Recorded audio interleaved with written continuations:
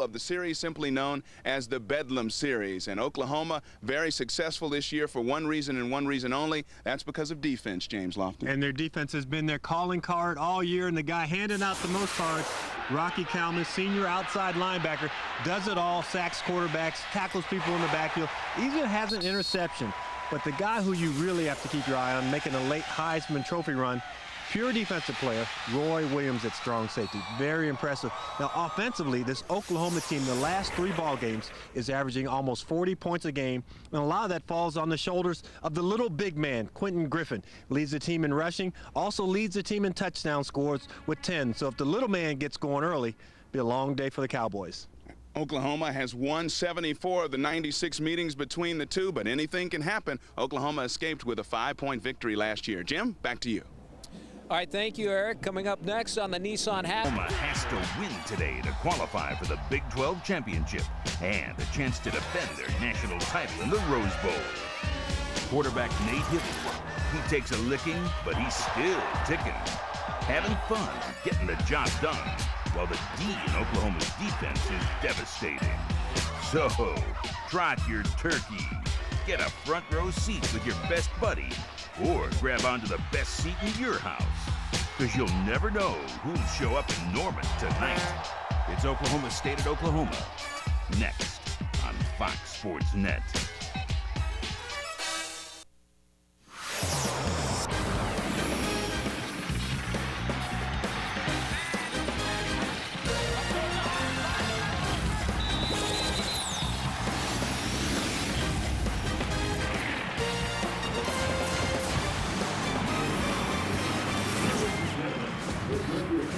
From Norman, Oklahoma, it's Big 12 Conference football. Kyocera presents College Football Saturday. And today, the 4th-ranked Oklahoma Sooners play host to the Oklahoma State Cowboys in the 96th edition of the Bedlam Series.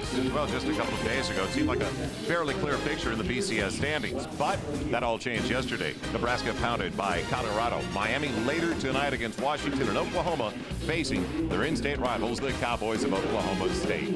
Hi, everybody. Joel Myers along with James Lofton, and welcome to Norman, Oklahoma. James, it's interesting the way things have developed over the last couple of days, because now the BCS standings up in the air more than ever. Yeah, but I've got to take you back a year ago when Miami felt like they were left out of the dance totally. Now Oklahoma finds itself in a similar position. They have to hope that today's performance is impressive enough and that Florida doesn't leapfrog over them into that number 2 slot.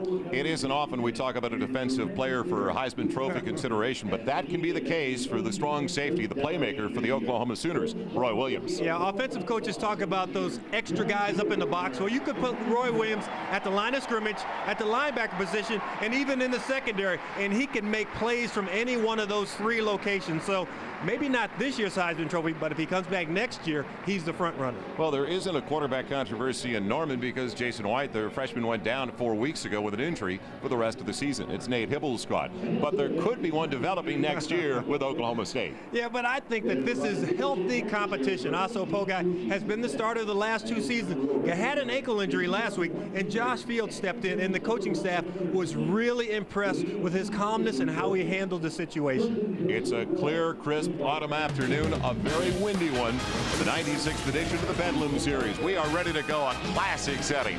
The Sooners and the Cowboys. Big 12 South Division title on the line for Oklahoma. College Football Saturday on Fox Sports Net is brought to you by the extra long cheese coney only at Sonic, America's drive-in. College Football Saturday presented by Kyocera on Fox Net. Fox Sports Net continues from Norman, Oklahoma, the Big 12 Conference, and the matchup between Oklahoma and Oklahoma State. Down to the sideline, 3rd member of our team, Eric Clemens. Eric. Hi, Joel. I got a favor to ask of you viewers out there. Don't leave your TVs in special team situations. Both these teams can strike in a hurry. Let's start with Oklahoma's Antoine Savage. He threw a touchdown pass in a game against Kansas State off a fake punt. He averages 31.6 yards on kickoff returns with a touchdown this year. He's like lightning. So is OSU's Chris Massey, who's performed even better, leading the conference and the nation with a whopping 36.8 kickoff return average. We've been told by his coaches, hey, this kid could block a punt and and return it for a touchdown in the game, and return a kickoff for a touchdown in the game as well. Hey, we're ready for football as the continuation of the Bedlam series about set to get started here at Owen Field. We'll be back with the opening kickoff college football Saturday, coming right back at you in just a moment.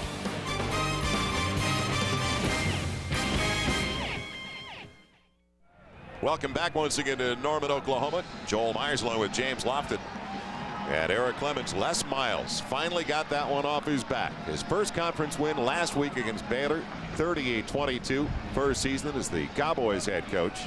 Bob Stoops, he's never lost at home since taking over the Oklahoma program. What a role this group is on. Former defensive coordinator at K-State, also at Florida, and there's a nice, interesting tie in there with Florida, who's battling in the BCS standings for one of the top 2 spots. I don't think there's any love lost. Once you leave a program, you throw away all that old Florida sweatshirts and the T-shirts and the hats, and you just wear the Sooner red after that. Well, Oklahoma, James, wanted the win, so their option was to take the win. Oklahoma State is going to have their option again in the second half. They deferred to Oklahoma, and Tim Duncan is going to keep it on the ground. It'll be brought back by Massey. Nation's leader Eric Clemens just talking about him, and he's shut down. 37-yard average, and he goes down at the 15. So even though Duncan was downwind, he kept it on the ground. Kyocera's starting 11. Pogai will get the start, but we're going to see the other young man, Josh Fields, as well. Eaton, Machado, Vandrell, Phillips, and Russell. Good group up front. A group that's been together all year. Bell in the backfield. Burrows the fullback. Lewis coming off a great day. Rashawn Woods, leader in the Big 12 in receiving yardage. And Milosevic is the tight end. So the Cowboys, long field at their own 15. And not close. He was looking for Rashawn Woods, the sophomore from Oklahoma City. Guy that's averaging just about 90 yards a game. And this is truly one of the best defensive units in the country. The 4-3, Heineke, Klein, Harris, and Wilkerson. Wilkerson's been so solid in the second half. Moore, Lehman, and Rocky Kalmus, the Butkus Award candidate. And in the defensive secondary, Straight and Perkins on the corner. Roy Williams, one safety spot. Brandon Everidge, the other. Pogai on the edge. And almost intercepted and taken in. Grabbing the ball, it was Rashawn Woods sliding down. It looked like Perkins had a shot at it as well. You know, nice move by Mike Gundy, the offensive coordinator, to get Pogai out of the pocket, because all the reports came out and said, okay, Pogai's a guy with a bum ankle. He's not going to be able to move. He's going to be a sitting duck in the pocket. What they do, they run him automatically out of the pocket, and that left ankle, you'll see as the game goes on, is heavily taped up. It's that high ankle sprain. He keeps Tatum Bell in the backfield working out of the gun. Forget about the ankle sprain. He calls his own number on a quarterback draw, James, across the 32. Yeah, but a nice change of pace, because I think when Oklahoma kicked off, they said, we're going to roll our defense out there. We'll get a 3 and out. We'll get field position. We may end up with the ball around midfield, but Oklahoma State has done a nice job. You saw the rollout, got a first down there. And now a change of pace with a quarterback draw by Aso Pogai. 2nd and 7, close to the 33. Tatum Bell popped at the 35. Brandon Everidge, the free safety, getting the stick on him early. Well, we're talking about the defense of Oklahoma. In total defense, they're 3rd best in the nation, giving up just 256 yards of offense a game. 8th best against the run, and 6th lowest in holding opponents. Only 13.5 points a contest. Rocky Kalmus, Roy Williams, the leaders, the catalysts. But they make plays that turn the course of ball games. And there you see Brent Venables and Mike Stoops on the sideline, the co-defensive coordinators. Empty backfield for the Cowboys. What hands by Pogai. And do they convert? Woods, yes, as he breaks the tackle. Rashawn Woods, exceptional catch, and then an extra 3. Downstairs we go to Eric Clemens. Eric? That's right, Joel. You know, it's going to be tough to throw the ball when you're going against this 25-mile-an-hour north wind. Folks at OU say, hey, it's windy like this down here all the time. We're used to it. But when you're a visiting team and you got to throw into the teeth of a 25-mile-an-hour wind or even punt into it, don't expect Aso Pogai to even throw anything over about 10 yards downfield against a wind like this. But the key is to throw the ball aggressively, and he does have a strong arm that can knife through the wind. First down, Oklahoma State at the 42. Pressure, they get a chip, but they also get the quarterback jump ball. And a dual possession, it's taken down. An interception coming down with a Derek Strait. He took it away from the wide receiver. Wilkerson got to the quarterback for the pressure. I talked about this defense being able to make plays that change the course of a ball game. Here's Kalmus on the blitz. He gets a piece of Pogai, a big piece of Pogai, right in the middle. Most guys just go up, they put their hands up. That ball looked like it was on the ground before Derek Strait wrestled it away from Rashawn Woods. So now the Sooners 1st and 10. Ball at their own 39-yard line. They have done such a great job in taking the ball away and then capitalizing. Points off turnovers, 91-34 over their opponents this year. Hibble out of the gun. Pocket collapses. And the first sack of the game belongs to Greg Richmond, the sophomore from Oklahoma City at Douglas High School. Offensively, Hibble, the junior, the transfer from the University of Georgia out of Hazelhurst, Georgia. Behind Romero, Duncan Carter, the true freshman Skinner, and Gerard Fields. Griffin in the backfield. Norman coming off an 11-catch game with Fagan and Clayton, the other two wideouts. And Trent Smith, the record-setting tight end, the junior from Clinton, Oklahoma.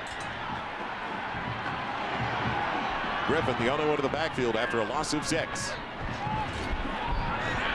Pressure on the shovel. Griffin breaking tackles, and he's got the first down. Well-timed shovel pitch. That's 29 straight games now. The Griffins caught a pass. And I talked to Mark Mangino before the ball game down on the field, and I said, what makes Quentin Griffin so good? He said his ability to read his blockers. Freeze it right there. He has a wall of blockers in front of him. Now, a lot of guys would just run straight up into that. He doesn't do that. He reads the leverage on each and every man. He does it so quickly, it's almost like a computer just scanning, looking for the spot to go in. And that's what separates him from a lot of running backs who probably have better physical dimensions skill-wise than he does. 3 minutes gone by, James, already. Plenty of activity on both sides offensively, and it's thrown behind Mark Clayton, the redshirt freshman from Arlington, Texas. You're talking about Mark Mangino. This young man forced his way into the lineup according to their offensive coordinator. Kyocera first 11. Richmond, Brown, and Williams along with Kareem Smith, who leads the team in sacks up front. It's a 4-2-5. Robinson and Levels the leading tackler for the squad at linebacker. Williams, what a day he had, we'll talk about it. Jones, Craig, Massey, and Jones on the other corner, comprising the secondary.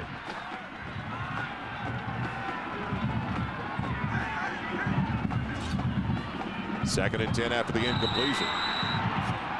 And you think the Buffaloes of Colorado are watching this game just a little bit, including their head coach, Gary Barnett? It might be mandatory film study for the team. A little later, we're going to try to hook up, talk to Coach Barnett. Second and long when we come back, scoreless so far.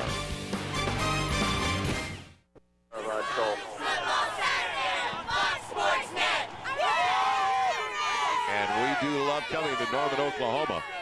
They've not lost over the last 2+ seasons under Bob Stoops, 17-0, and now the Sooners come out. Second and 10 at the Cowboys, 43 after the turnover. The interception by Derek Strait. Most of the Big 12 force this year by the Sooners, at least 1 in 24 of the last 26. But the defense has also scored in 7 of the last 14 games.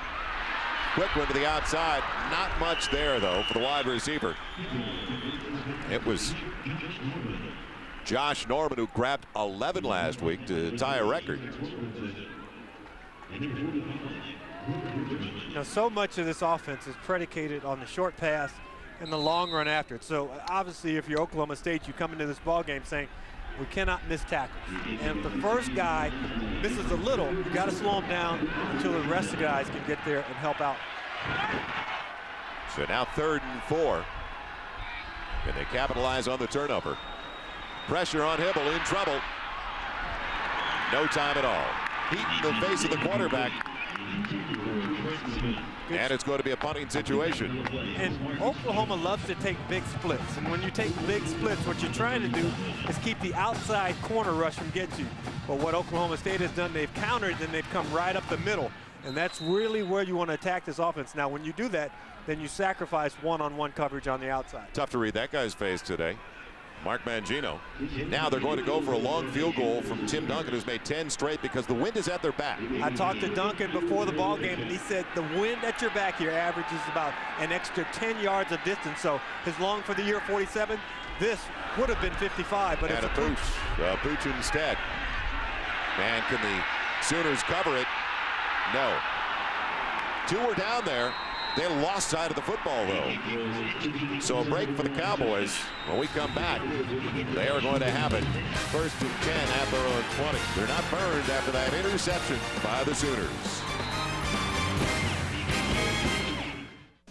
College Football Saturday on Fox Sports Net is brought to you by Citgo. Citgo is proud to support today's individual athletes and the teams they represent. From all of us at Citgo, enjoy the game. No score in Norman, Oklahoma, but you see the practice field here. Now that field actually goes east to west, but the game field where they play every day is a north and south field, so this wind is totally different than what they're used to seeing at practice. And today, gusting James at about 25 miles an hour as they dump it off to the fullback who can't get out of the set, Mike Denard, the junior from Oakland, California. Teddy Lehman all over that situation with a flag down to the play. Yeah, we've got a hold in the backfield, and sometimes you don't take into account what a great player does to an offensive line. Tommy Harris, one-on-one against John Vandrell, a senior against the true freshman. You've got to grab this guy. He is so good, number 97. Holding against the offense. That's a 10-yard penalty. Repeat, first down. Now, how good is Harris going to be once he grows up? That is a scary thought. 6'3", 275. As you mentioned, only 18 years old, out of Killeen, Texas. His coaches say he's simply a great player. And surprisingly, Oklahoma doesn't play that many guys defensively. They don't go that deep. Tatum Bell makes a miss in the backfield. Nifty run by Bell. Almost a first down. He gets close to 19 on the carry. Roy Williams barely got a piece of him. He got away from Kalmus in the backfield. This defense prides itself on not missing tackles. Kalmus has a run through. Bell locked in his sights. Tatum Bell makes a miss. Go back a year ago, Tatum Bell, 60-yard touchdown run against this Sooner defense in a 12-7 ball game that was really dominated by Oklahoma defensively, but one play made the difference in the ball game. We've talked about the quarterback controversy coming in, alternating the two, but Bell could be the key to keep Oklahoma's defense honest all day. For the first down, Bell with a nice pirouette and then pays Roy Williams, lays him out. He pops back up, but did Williams ever set him up? When you do the spin move, boy, it looks awfully pretty, but you have to realize you take your vision away from the defense.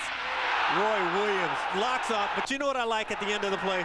There are a lot of players around the country who would have said, okay, look at me, look at what I just did. Roy Williams just kind of gets up, puts his hands up just for a no moment, but he says, no, a Heisman guy wouldn't do that. I like your point, because he got away from the man immediately. He didn't stand over him either. But he makes those type of tackles week in and week out also. First down as they got the yard and a half. Bogai is it batted right back down. Coming up with the play, Corey Heineke, the left end, the senior from Edmond, Oklahoma. He timed it perfectly because he's not that tall. He's only 6'1". Well, tomorrow, another full day of NFL activity, beginning with the undisputed champion of pregame shows, Fox NFL Sunday. Then two offensive powerhouses colliding with Jeff Garcia and the 49ers look to keep pace in the NFC West. They'll battle Peyton Manning and the Colts. Ricky Williams with the Saints taking on the Patriots. Coverage all starts noon Eastern, 9 Pacific, right here on Fox. Nothing doing on the ground for Tatum Bell, the sophomore from DeSoto, Texas. Rocky Kalmus staying at home, the linebacker. Haven't heard that at all this year. Now, is Peyton Manning back on solid foods yet? Good point. Boy, he got his jaw nailed a couple of weeks ago. You know, it's interesting when you talk about the Bedlam series, and this is the 96th edition. Or is it? Well, we have one school says 95, another says 96. One thing we do know, though, Oklahoma State's only won 14 times, 75 wins for Oklahoma, but 7 of the 14 have come right here for the Cowboys. You know, maybe it was a ball club from Oklahoma State that went up there and played Oklahoma one year, and they weren't really a team. They lock up Roy Williams on the blitz and shoot it wide of John Lewis, the intended target. You know what? I think if you're going to try and throw the football, using the middle of the field is probably better because the ball is not going to be as affected by the wind. Once you start throwing it sideways, it's going to move, it's going to flutter, it's going to be off target more often than not. So ball's right in front of you, go ahead. Use that if you can. Curtis Fagan waiting for the punt. This will be an adventure. Scott Elder into that 20+ mile an hour wind. No pressure on Elder. Boy, he nailed that. He did get in. Staying away from the over-the-shoulder play. That may be the best we see all day in this win. What a play. Oklahoma will have it for the second time with 90 yards separating them from the end zone. College football Saturday on Fox Sports Net, brought to you by Dr. Pepper. Dr. Pepper makes the world taste better. By Kia Zero, one company, countless solutions. By Nissan, driven. By Microsoft XP, yes you can. And by WebMD, health has a homepage. The North Oval on the campus, saluting Native Americans here in Oklahoma. See those shoes on the back of it said, "Oh, who?"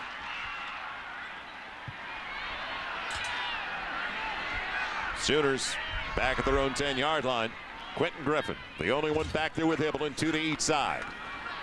Setting up the middle screen to the flanker.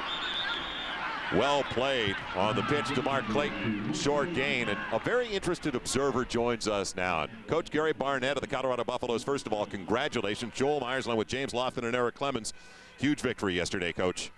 Well, thank you. Our guys played hard, and we got on them fast and held on because it was a shootout, I can tell you that. They're Gary, an offensive team.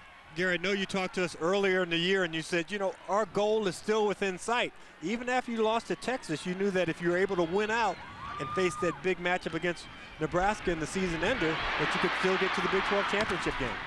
Well, we knew that, but we had to win some games in there, and we had to do it without a lot of players. But we kept having guys step up and make plays and play well.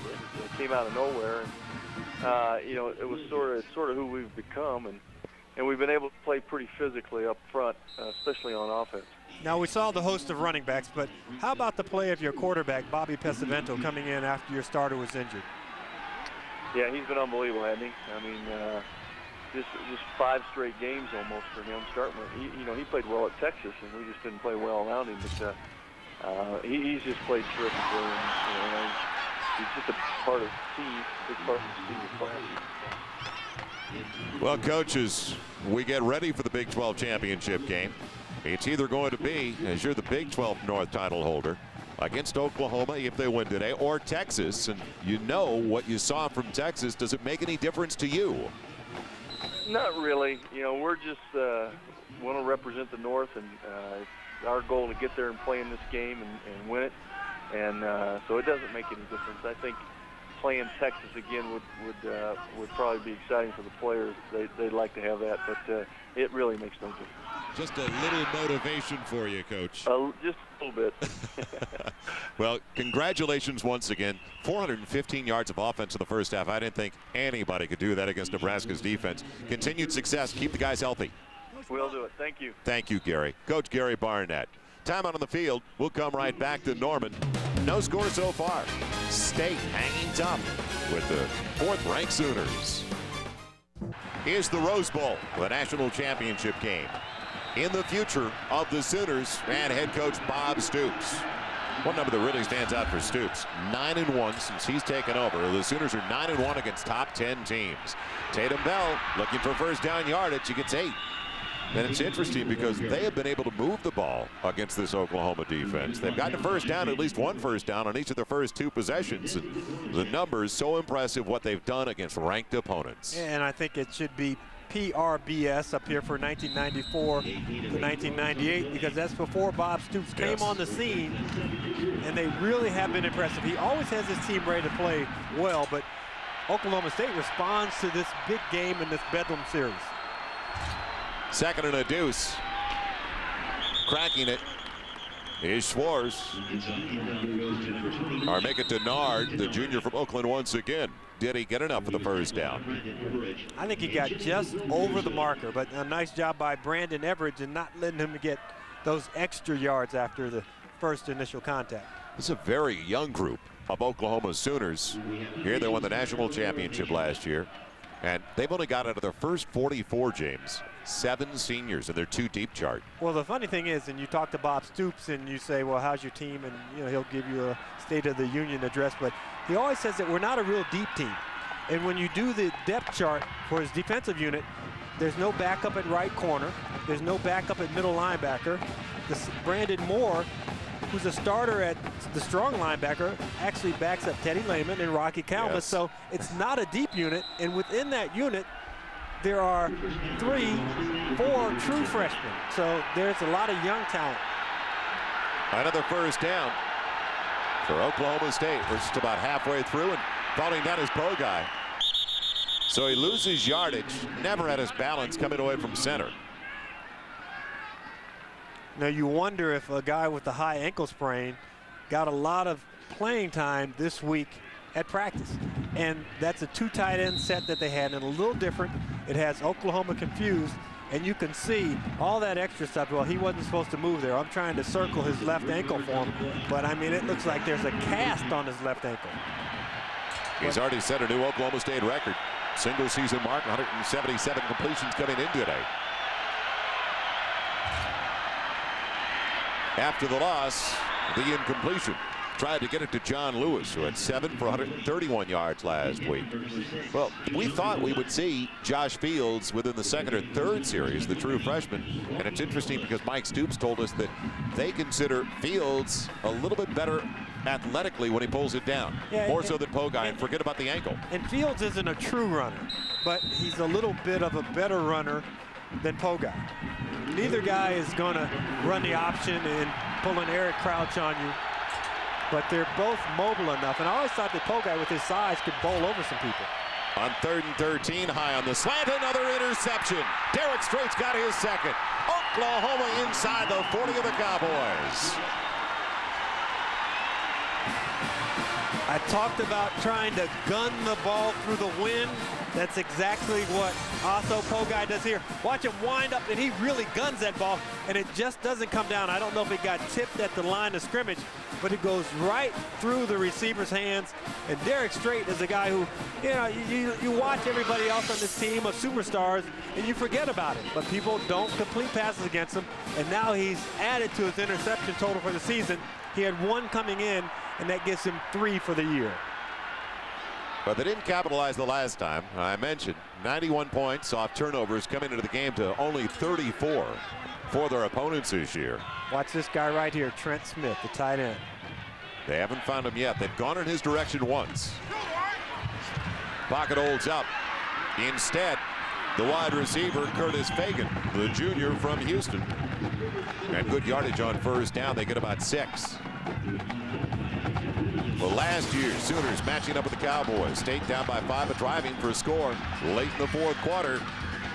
Pogai firing into the end zone, incomplete. Batted away by, who else? Derek Straits, preserving a perfect Sooner season on their way to the national title. And that was a great matchup because Derek Strait, 5'11", was matched up against a 6'5" mobile tight end, and he showed that, hey, he can probably do that 360 dunk that a lot of people talk about. Hibble, good pocket protection, and almost intercepted after the deflection up front. Getting his hands on the ball looked like Greg Richmond, the left end.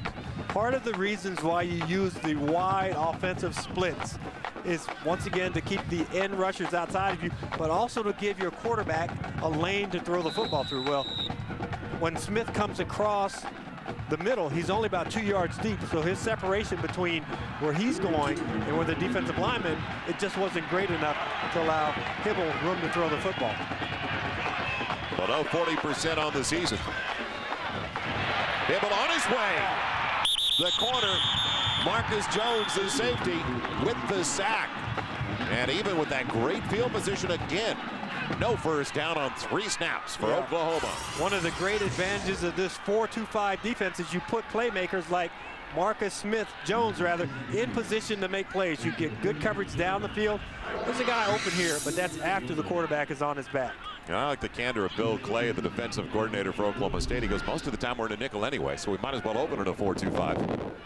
And those extra guys, those safeties, are close to linebacker size anyways. Ferguson pitching it. Boy, first team all Big 12 last year, should be once again one of the best in the nation. And he puts it out at the Cowboys 6. Well, the Big 12 South Division title is on the line for the Oklahoma Sooners, who win today. They're matching up with Colorado in the Big 12 title game in Irving, Texas. A loss, though. Texas Longhorns on their way there. But look at that line right there. That gives you 4 bowl eligible teams in the South and 4 more bowl eligible teams in the North. So 8 out of 12 teams in the Big 12 conference will be playing in bowl games. Is there any question? The Big 12 is one of the top 2 conferences in college football this year. There's a true freshman from Stillwater High School. Good spot for him, huh? Josh Fields back at his own 6. Wrapping up the running back, Jimmy Wilkerson, the sophomore from Omaha, Texas. So Josh Fields, 10 of 18 last week, his first real duty. And did he ever come through, leading Les Miles and the Cowboys, James, to their first Big 12 victory for Les. An emotional win at Baylor. Threw for a couple of touchdown passes. And he is probably in the loudest part of the stadium, although there are some Oklahoma State fans there who are being nice and quiet for him. Bell doing a good job just to get back the lost yardage, the 3. And it's going to bring up 3rd and 10. Average, the free safety, coming up to help out Wilkerson. And you see it often when running backs are trying to fight for that extra yardage, that the ball will pop free. And this is a place on the football field where you don't want to cover it up with 2 arms, because when you do that, you can't run. And you're not going to hit the hole as quickly as you should. But ball security is important. You want to keep that ball up against the numbers on your uniform and actually rub the ball across your chest. You don't want to flail it out in the open. Tight formation. They'll keep it to the ground for Bell. He won't get back to the line. Cut off at the pass, and once again, Jimmy Wilkerson all over it. He started the season at Stormside linebacker. Then they moved him to rush in. What a phenomenal player. Yeah, Jimmy Wilkerson along with Tommy Harris. You know, everybody thought that this defense was good last year. They beat Florida State 13-2 in the national championship game. But he said, actually, we're playing better this year than we did last year. Fagan wasn't back far enough for the last one from Scott Elder. A huge punt by Elder. Now, out of his own end zone. Wynn knocked it down that time. And it's going to be way down to the 35 of the Cowboys.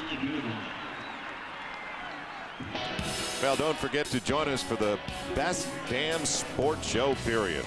New nightly show featuring the comedian, diehard sports fan, bunch of ex-jocks. They know the game. Check it out. 7:30, 11:30. Weekly, nightly on Fox Sports Net. Best Damn Sports Show, period.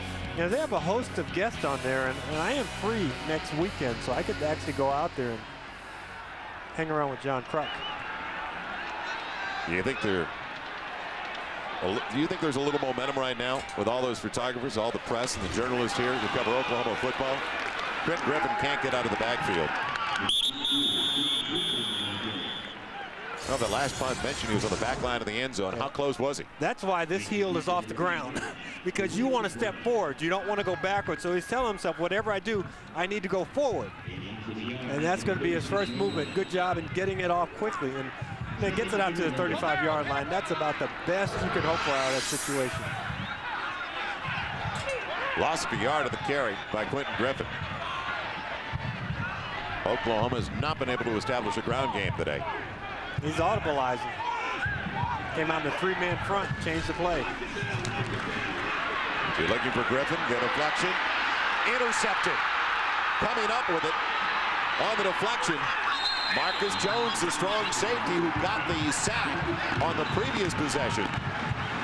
And Oklahoma really wasting some opportunities early today. You know, we talked about their 4-2-5 lineup as their base defense. Well, they line up with 3 linemen, 2 linebackers in the middle, and they really just get hands up in the way. Look at that, Dwayne Levels right there, knocking that ball up in the air. It looks like a volleyball spike, but See, you get just two guys in the middle, and then you get great coverage on the outside, so he really doesn't have anywhere to squeeze the ball into. Exceptional job by Levels to read the quarterback's eyes while he was covering Quentin Griffin at the same time. Field stays in their quarterback. Some breathing room now for the Cowboys at their own 24. And Fields with a nice touch going to Rashawn Woods for his third grab of the game, and he has now set a new Oklahoma State single-season reception record. That is his 75th, topping the old mark held by Hartley Dykes back in 1988. A nice job by Josh Fields because he looks right first. And, you know, you may think he's looking him off, but actually on the line of scrimmage, Roy Williams was lined up like he was going to blitz. So if I'm a quarterback, I'm looking at Roy Williams going, okay, this is the guy who just knocked my running back crazy. I don't want him hitting me. Tatum Bell can't get around the corner. Tommy Harris, the true freshman. Well, run well for a guy that's 6'3", 275. And it's really not fair the way that he's able to move with the size that he has. And what they do, they line him up on the center. The center has to snap the ball, so one hand is already removed. And he is so quick that he moves before that center can then get his replacement hand on him, and he's gone and into the backfield. You know, he probably won't get any bigger. He'll get a little faster. He'll read plays better. But, I mean, this guy's at the top of his game, Tommy Harris. Final minute of the first 15. Fields calling his own. Quarterback draw. Across the 35, near the 36. Got the lost yardage back. Teddy Lehman, who, as they said, now is falling into the Rocky Calmus mode. He's playing that well, and everything's coming naturally to him. Made the stop that time on Josh Fields. Well, you always hear a player's greatest strength is their greatest weakness. Lehman runs 4.4, 4.5 in the 40. So with that type of speed, sometimes he has a tendency to go too fast and to overrun plays. And he almost needs to say, okay, slow it down, 1,001, 1,002, then go get it. He was a great sprinter in high school, finishing second of the 2A state finals in the 100 meters. Young man out of Fort Gibson, Oklahoma, and that's going to be the final snap of the first quarter. So the defensive units dominating so far. 3 interceptions already between the two teams, 2 belonging to the Sooners of Oklahoma, the 4th-ranked team in the nation, and some serious pops as well. We've seen them already. Strong safety, Roy Williams. Welcome back once again to Norman, Oklahoma. Joel Myers along with James Laughlin. A surprise so far with the way Nate Hibble has taken over this offense. The last 3 games hitting 70% of his passes. You'd figure there'd be some points on the board, especially field position-wise for the Sooners. Yeah, but I think the guys up the road in Stillwater said, this is our national championship game. This is a bowl game for us. It doesn't get any bigger, and this is for bragging rights in the state. And even if you don't win, you at least want to show up and say, okay, yeah, we were able to slow them down last year, 12-7, and we came within a hiccup of upsetting the national champion. Our FedEx air and ground numbers displaying how difficult it has been to move the football. As we begin the second quarter, Oklahoma State looking at 3rd and a little less than 10 with their true freshman at quarterback Josh Fields moving the pocket by design. Good arm, but nowhere close. Woods well covered on the play. They don't, as we see Oklahoma go so often to 2 and 4 wide receiver, 3 and 4 wide receiver sets. Oklahoma State doesn't have that luxury, do they? No, they really don't. And sometimes when you roll, you cut down half the field, and against a team that has such great speed defensively, I don't know if you want to take away half your field options. Fagan's been busy. Will he get a chance to handle one? Elder coming in with almost a 43-yard average with a wind at his back. Will he want to try and handle it is the question. Into the end zone it goes. Boy, that's like when you're, playing golf in Denver. You only need a 3-wood off the tee. Downwind, Elder. A long one. Coming up later tonight, college basketball takes center stage. Rick Pitino leading the Louisville Cardinals against the Oregon Ducks. It all comes your way from the Rose Garden in Portland. And our coverage on Fox Sports Net starts at 10:30 Eastern, 7:30 Pacific, right here on Fox Sports Net. Steve Fisiak, Marcus Johnson with the call. Now that must be a big game if they're not going to play at the pit on campus in Oregon. They're taking this up to Portland in the Rose Garden. Big time. That's about a 2-hour drive for the locals. With the way things have been going for the Blazers, they'll have some fun at the Rose Garden tonight. Now what about the offense of Oklahoma? Plenty of time for Hibble. Trent Smith, the tight end, finally gets one. Their leading receiver. That is his 57th grab. He leads all tight ends in the Big 12. And let's talk about the breakdown on our Stanford graduate, the BCS points, partner. You know, I've actually seen how this thing works. There's a box like this, and in that box there are a whole bunch of numbers. And what they do, they reach their arm into the box and they pull out a number, and that's how they get this number, that 8.13 right there. Boy, I'm glad we went to you for your expert opinion. That's how I think they do it. 2nd and 5 from the 25 after the grab by Smith. Going down Josh Norman. Josh Norman almost put it on the ground. He held on, though. The senior from Midland, Texas, Midland Lee High School, the same high school that gave the Texas Longhorns Cedric Benson. So first down on 2 snaps. Now they have Trent Smith, who's their true tight end, but Josh Norman has tight end size, so he provides a mismatch against anybody who they put him up against. That time against Elbert Craig, number 3. But good soft hands, going down, getting that ball. 6'3", 233. The tight end is 6'5", 220. So who's the real tight end here? That is only the 2nd first down of the contest for the Oklahoma Sooners. Hibble trying to buy some time, forget about it. On his way down, Llewellyn Brown, the junior from White House, Texas, wouldn't let go, had him around the shoulder pads. And I talked to Mark Mangino. He said, we don't do a lot of audibleizing at the line of scrimmage when we see blitz. Most of our plays have a hot read, which means that a receiver would look at the pressure that's coming, and then he'd go hot. Well, in that time, they didn't have a hot read. They sent 6 guys with only 5 people to block them, and they were able to get to Hibble. Loss of about 3, maybe 4. Wide side of the field is flooded for Hibble. On the double clutch. Intercepted. Picked off. Coming up with it. The Cowboys, Paul Jones, backup safety.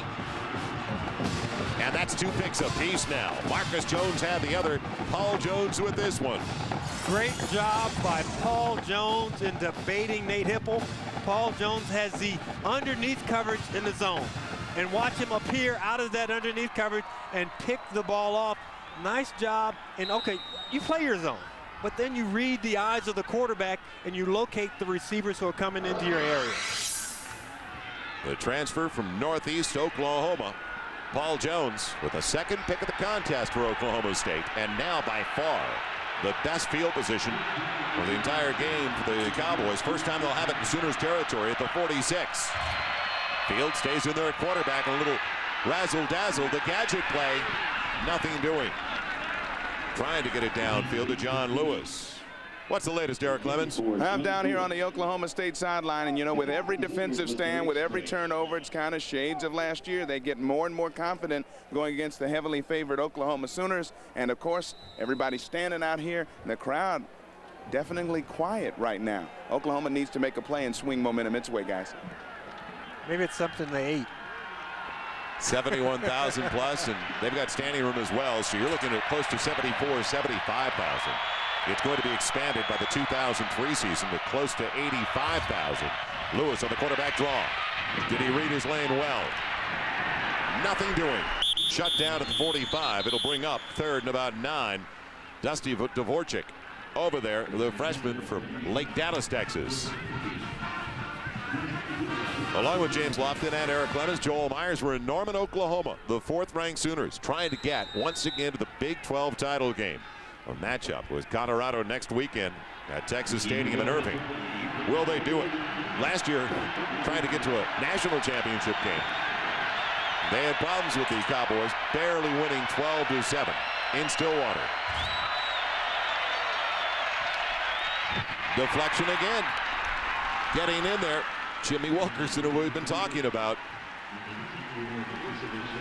They're timing the quarterback perfectly. I mean, they really are, and he's trying to get rid of the ball quickly, but they are such great athletes that while they're rushing the passer, they can keep their eyes on the passer and not get so occupied with the guy blocking them. They know when to put their hands up. Well, the Cowboy quarterbacks now 1 for their last 8 combined. That's Poguy and Fields. But who would have believed at this juncture of the game, Oklahoma State would have 5 first downs compared to only 2. for the Sooners. Downwind, can Elder keep it in play? No. So the net on the punt, only 25 yards. A break for the Sooners after another turnover. They'll have it for the second consecutive time at their own 20-yard line. Has he been influenced early in his career, this young man? He's trying to get the cheers right. He'll have a cold in the morning, we know that. But he's a Sooner. First down, Oklahoma. No score so far, surprisingly. 12 minutes left in the half. A basic formation by Oklahoma standards. First time they've run the option, trying to get the running game going, but it doesn't work. Quentin Griffin shut down, tried to turn the corner. Man, it was Terrence Robinson, a strong side linebacker. Our Gateway Trivia, which former Oklahoma head coach and which former Oklahoma State head coach have won Super Bowls as NFL head coaches? Well, I think we got a pretty good idea on one. Yep. And probably the other. It's not like it's ancient history. Nope. They both did it for the same owner. Did we come up with that this morning? 2nd and 8 from the 22. No rushing yards, as you can see, for the Sooners. Griffin makes a miss, though. Nifty move by the little guy. Got away from Terrence Robinson, the man who put him down on the previous play. And you saw the graphic, minus 15 yards rushing. Well, Oklahoma will tell you every little dump-off pass that we throw to Quentin Griffin is the same as a run. And Griffin came in leading the ball club in rushing, just over 750 yards and adding another 350 on the ground. Hasn't had the spectacular numbers that he had last year. He's been nicked up with a few injuries here and there. And Ronaldo Works, his backup, has seen more playing time as a result. And he's capitalized recently. Hibble trying to get it. I don't think they gave it to him. I don't think he got it either. No. They needed to get it past the 30. Kevin Williams stuffed the play. A junior from Fordyce, Arkansas. That's one of the disadvantages to this kind of finesse feather offense. You know, you're trying to spread the ball around and you do a lot of different things, but rarely do you work on your goal line and short yardage situations. And this is a play that should have been made, but Howard Duncan, with that big split, gets beaten across his face. Williams filled the gap nicely. And for the Big 12 leader, Jeff Ferguson, the senior from Tulsa, they almost get to him. Into the wind, he gets a great hop. It hits a Sooner right at the 19. They'll bring it back. It hit the Sooners, Will Peoples, the reserve wide receiver, but close to disaster for Ferguson in Oklahoma.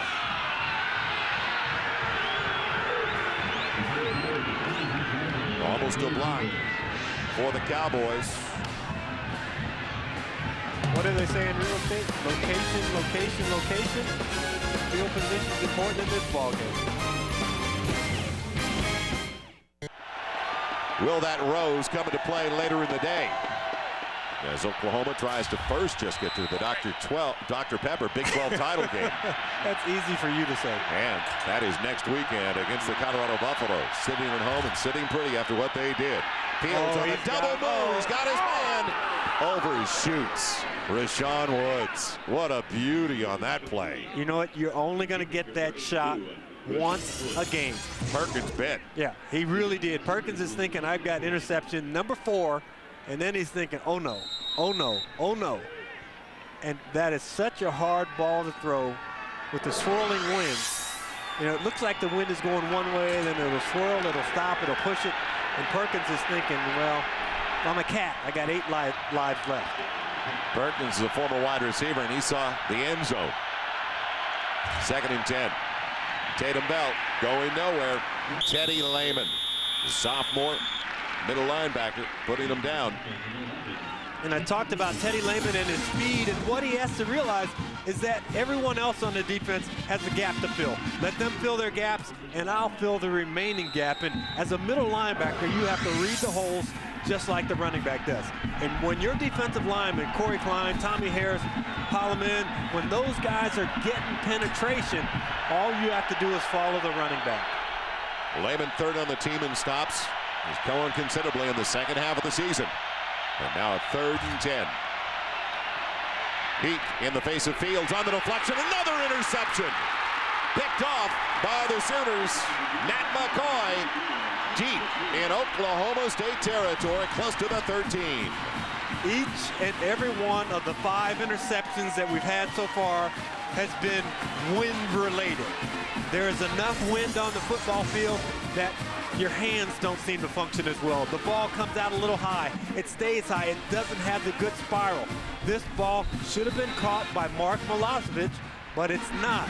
And you've seen the interception. Look at that ball. It looks like a punt coming down. Derek Strait pulls it out. And here's the ball off the hands of Rashawn Woods, a very reliable receiver. And there's a ball that gets batted up like a volleyball. And this game is going to hinge on the defense. And the wind still whipping at close to 25 miles an hour. Whoa. What a shot applied to Quentin Griffin coming over there. Marcus Jones, the strong safety, and Albert Craig, the free safety. And the wind, we've been talking about it right now, in the face of the Oklahoma Sooners. And it's blowing the same way on the field. And what you have to do as a coach, you have to manage your game. Okay, the wind is blowing. I know we're down in the red zone. We'd love to pass, but we've got to throw. I mean, we've got to run, rather. And that is not their strong suit. So how do they create passes that look like runs? I'd look for a shovel pass here. They had one successful earlier in the game for almost 20 yards to Quentin Griffin. Hibble overshooting in double coverage, his wide receiver Mark Clayton. You know, but Clayton split that coverage. And granted, from up here, we don't feel any pressure. We can make every throw. We see every open receiver. He split the double coverage. He did a good job, but Hibble had to throw that ball away. He was getting pressure from the strong side. And if he holds it and waits till Clayton breaks open, he's going to get sacked and that ball is going to spill out. So now it's going to be 3rd and 7 just inside the 15. Go for your big targets. You got Josh Norman and Trent Smith right over there, your 2 big guys. And that's in the side of his head. That's where he's thinking that. They loaded up on the wide side. Clayton who signaled to the short side. Blitz on the edge. Hibble in trouble. And taken down around the face mask. Yes, the flag comes down. Kevin Williams got the hand up, and the Sooners may be bailed out. Yeah, that's a tough one right there, because Kevin Williams, the defensive tackle, shows exceptional speed for a guy who's 6'5", 290 pounds. I mean, he just closes on Hibble. I thought that he actually had him by the back of his shoulder pads. But he reaches and he gets that face mask, and you see the head snap there, a la Linda Blair. I was expecting some green stuff to come out of his mouth.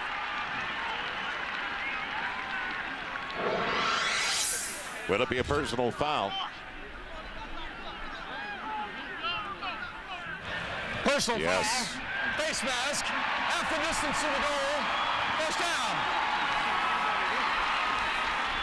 So the Sooners with it for the 3rd time already today in Oklahoma State territory. Will they finally capitalize? You know, it has become so fashionable in all of football. You watch the 49ers, this team, that team, to throw the 3 and the 4-yard touchdown passes. If you can line up and bowl over people, a la the Colorado Buffaloes, yes, it's a lot easier to get in the end zone. And did they ever pound the football yesterday on the ground? Huge gaps. Griffin, the best run of the day. He's in. Touchdown, Oklahoma.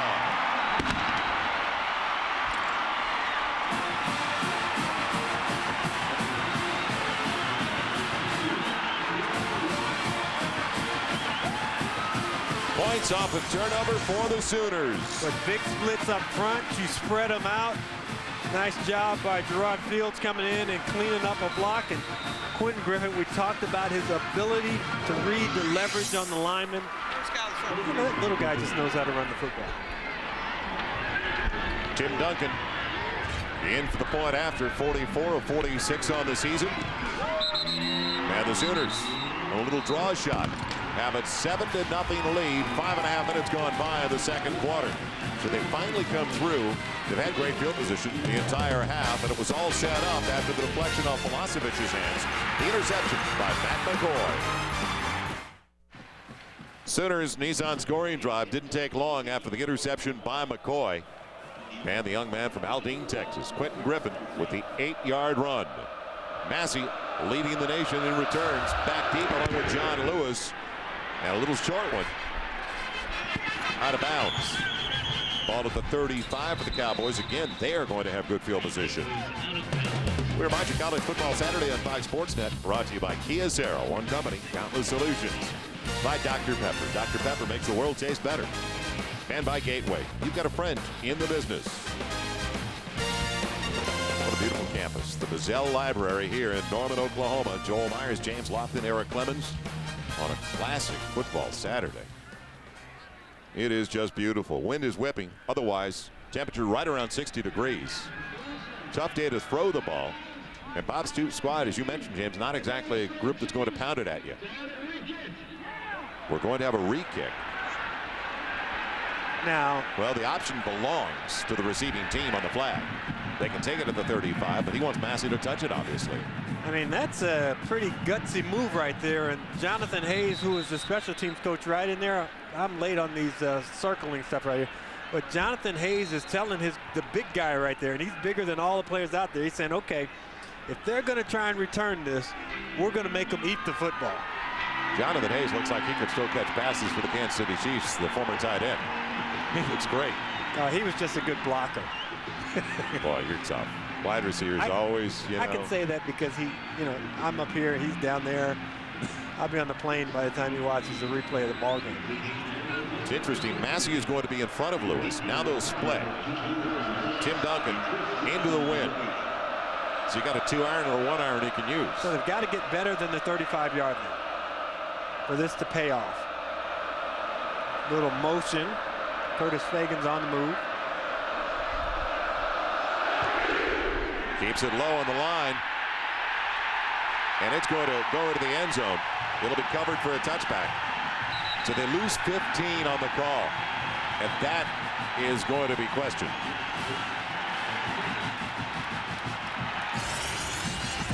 As if Antoine Savage didn't do enough running on the field. You saw him just go by. He ran 50 yards across the field, and then he runs another 70 down the field, so he gets to run 120 yards in that. But look at the guys who are out there. Josh Norman, starter. Clayton, starter. Savage, starters. They put their best players on special teams because it is as important a part of the game as offense or defense. And that's across the board now in the Big 12. We've seen that every Saturday, James. All the coaches feel that strongly about it. From the 20. Double clutch. John Lewis, 7 grabs, 131 yards, a career best for the young man from Port Arthur, Texas last week, and he gives him a first down. Dropped down from behind by Barry Holliman. Boy, look at that. That crouch low to get that snap and then get the ball out quickly because things are moving a lot faster than they were last week against Baylor when Josh Fields had to come in relief. He's standing there with the clipboard, checking out the cheerleaders, and all of a sudden the coaches say, "Ho, guys down, get in." Now he's had all week to think about the fact that he's going to play. Across the 30, you make a great point, though. This is the 3rd best defense and total yardage allowed in the entire nation. Dump off from Bell. Can he hold on? Yeah, but he loses a couple. Sophomore from DeSoto, lunging after it, never was able to get his balance back. Even when you have a good play against this defense, they recover so quickly. And Tatum Bell is a guy that we talked to Les Miles a lot this week, and he's put on a little bit of weight. He's getting strong. He said he'd love to have him right up around the 200-pound range. And Bell admitted, I haven't come up with as many big plays as I thought I would. He had that great 60-yard run in the last game of the season last year against Oklahoma. And I think teams saw what he could do, and they defensed him very well this season. Call it a loss of a yard. Just shy of the 30. Good pocket protection for Fields, and he shows a good run as well. That was nice. Throws a very nice pass. The completion going to John Lewis again. Back-to-back first downs. But he had a couple of lanes to look at, didn't he? Playing running back, is easy because you are a runner in Pop Warner and junior high and in high school, but you have to learn to pick up blitzes. And here's a great job. Tatum Bell steps out on number 99 and just takes him right off of his feet. That is a great block on Barry Holliman. Holliman's not happy with it, but that's a good job by Tatum Bell, giving his quarterback time to throw the football. Tatum Bell outweighed there, James, by 95 pounds. Don't tell him, though. Bell with flags on the play. Dropped by Roy Williams. I don't think we had a snap there. No, dead ball foul against the offense all the way. False start. You know, it's interesting. You asked Les Miles in our conversation with the head coach of the Cowboys. Get to that in one moment. Prior to the snap, ball started against the offense. That's a 5-yard penalty. Repeat first down. You talked about evaluation and how do you approach this game, because let's face it, you're not playing for a Big 12 title matchup. Right. Do you look at it that I want to see guys for down the road? And he said, no, not at all. No, we're trying to win this game. We're going to put our best players in. He said, but, you know, if late in the ball game, if we're way ahead of Oklahoma, I'll play some of the backups. Nice fake on the toss sweep. Moving the pocket, Rashawn Woods. And moving the football into Oklahoma territory. Fields, only an 18-year-old, a true freshman out of Stillwater High School. Boy, did he fake the toss the opposite way. Yeah, you know, I like everything that he was able to do. You're going to see the defense flow this way with the play-action fake. But the great thing about the tail end of the play is the confidence that Rashawn Woods has in his hands. I mean, he's there on the sideline. Most guys want to get that ball in their chest and grab it. He just grabs that ball, puts it right in his hands. He has great feel for the passing game. Combination we can see for a long time. He's only a sophomore. Fields, only a freshman. Out of the backfield, Richard Schwartz, first carry of the day, pounding it. Decent yardage. Got about 4, almost 5. And I like that run by Schwartz because it looked like there was daylight to the left, but there's a defender there. So what he did, he stuck it up in there and he got the positive yardage. And you know what? When they watch film on this, that will make his linemen happy because they were blocking at the point of attack. Sometimes a guy will think, oh, I can get outside or go this way, and he'll lose 2 or 3 yards. Get positive yardage. Now you have 2nd and 6, 2nd and 7 maybe, and you have a manageable situation. Richard Schwartz, the definition of a legacy. His father and all 5 uncles went to Oklahoma State. Young man from UConn. I think he's pumped up to be involved in this game. Bell's back there, but doesn't make any difference. Teddy Lehman drops him immediately. Maybe a loss of a yard. Now, you know what that play is? Remember when you were a little kid and you wanted to go over and play with Johnny? Johnny's your best friend. You knew he was out of town, but you kept banging on the door. You've got to continue to try and run in the middle because somebody's going to open the door once, and you're going to get to split through it. Now, Johnny's gone on vacation for a while, and Teddy Lehman and Rocky Kalmus are there. So you don't want to open that door too often. 3rd and long.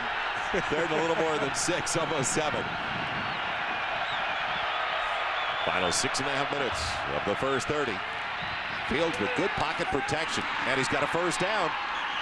He went to his tight end, who took a header. Unfortunately, Milosevic. Hopefully he's okay. I think he got hit right on the knee. He went right for that right knee, James. Yeah. Brandon Everidge, the free safety, went low to dump him. Milosevic did a nice job on the play, kind of blocked his way off the line of scrimmage and turned and was open and caught the ball. Did everything right. It looks like he takes a helmet to the knee. It doesn't look like it's a twisting action. Comes right in, boom, right on the right knee. You know, you can't speculate on what the injury is, but that doesn't look good. And Milosevic is such a great-looking athlete, you know, playing as a redshirt freshman out of Louisville, Texas.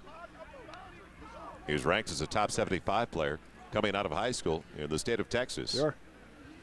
What about this drive, though? Orchestrated by Josh Fields, starting back at his own 20-yard line, picked up a first down with a run. He's moved the pocket well. Looks really comfortable back there.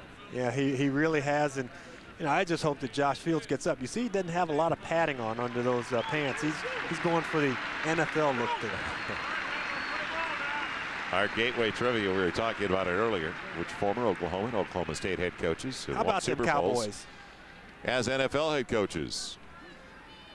Barry Switzer, who's always on the sideline here, has been a real supporter of Bob Stoops. And Jimmy Johnson probably on his boat right now in Miami. You know what? They were just 1 out of 500 guys who could have won it. On this drive, Josh Fields, 4 of 4, 57 yards. The alumni has been welcomed back by Bob Stoops. You know, you've got to get in the end zone on these drives because a field goal, you'd have to get inside the 15-yard line to feel confident kicking a field goal with this gusting wind. Tim Burrow, the only one in the backfield, the fullback. Fields. He's got it. Wide open, out of bounds, just shy of the goal line. Rashawn Woods, what a first half he has had. Woods grabbing that one is his 4th catch of the day. Boy, you're talking about a defensive back fighting on a move. Derek Strait, number 2. Rashawn Woods comes off, you get the slant, you get the pump fake, and you get a defensive back who has taken a full course meal. Nice, right in the hands again. Right in the hands, and that's about the 1-2 inch line there. And now dead ball foul coming up. Movement on the line. And you move it back to the 5-yard line, and this becomes a tough 5 yards to get against this defense.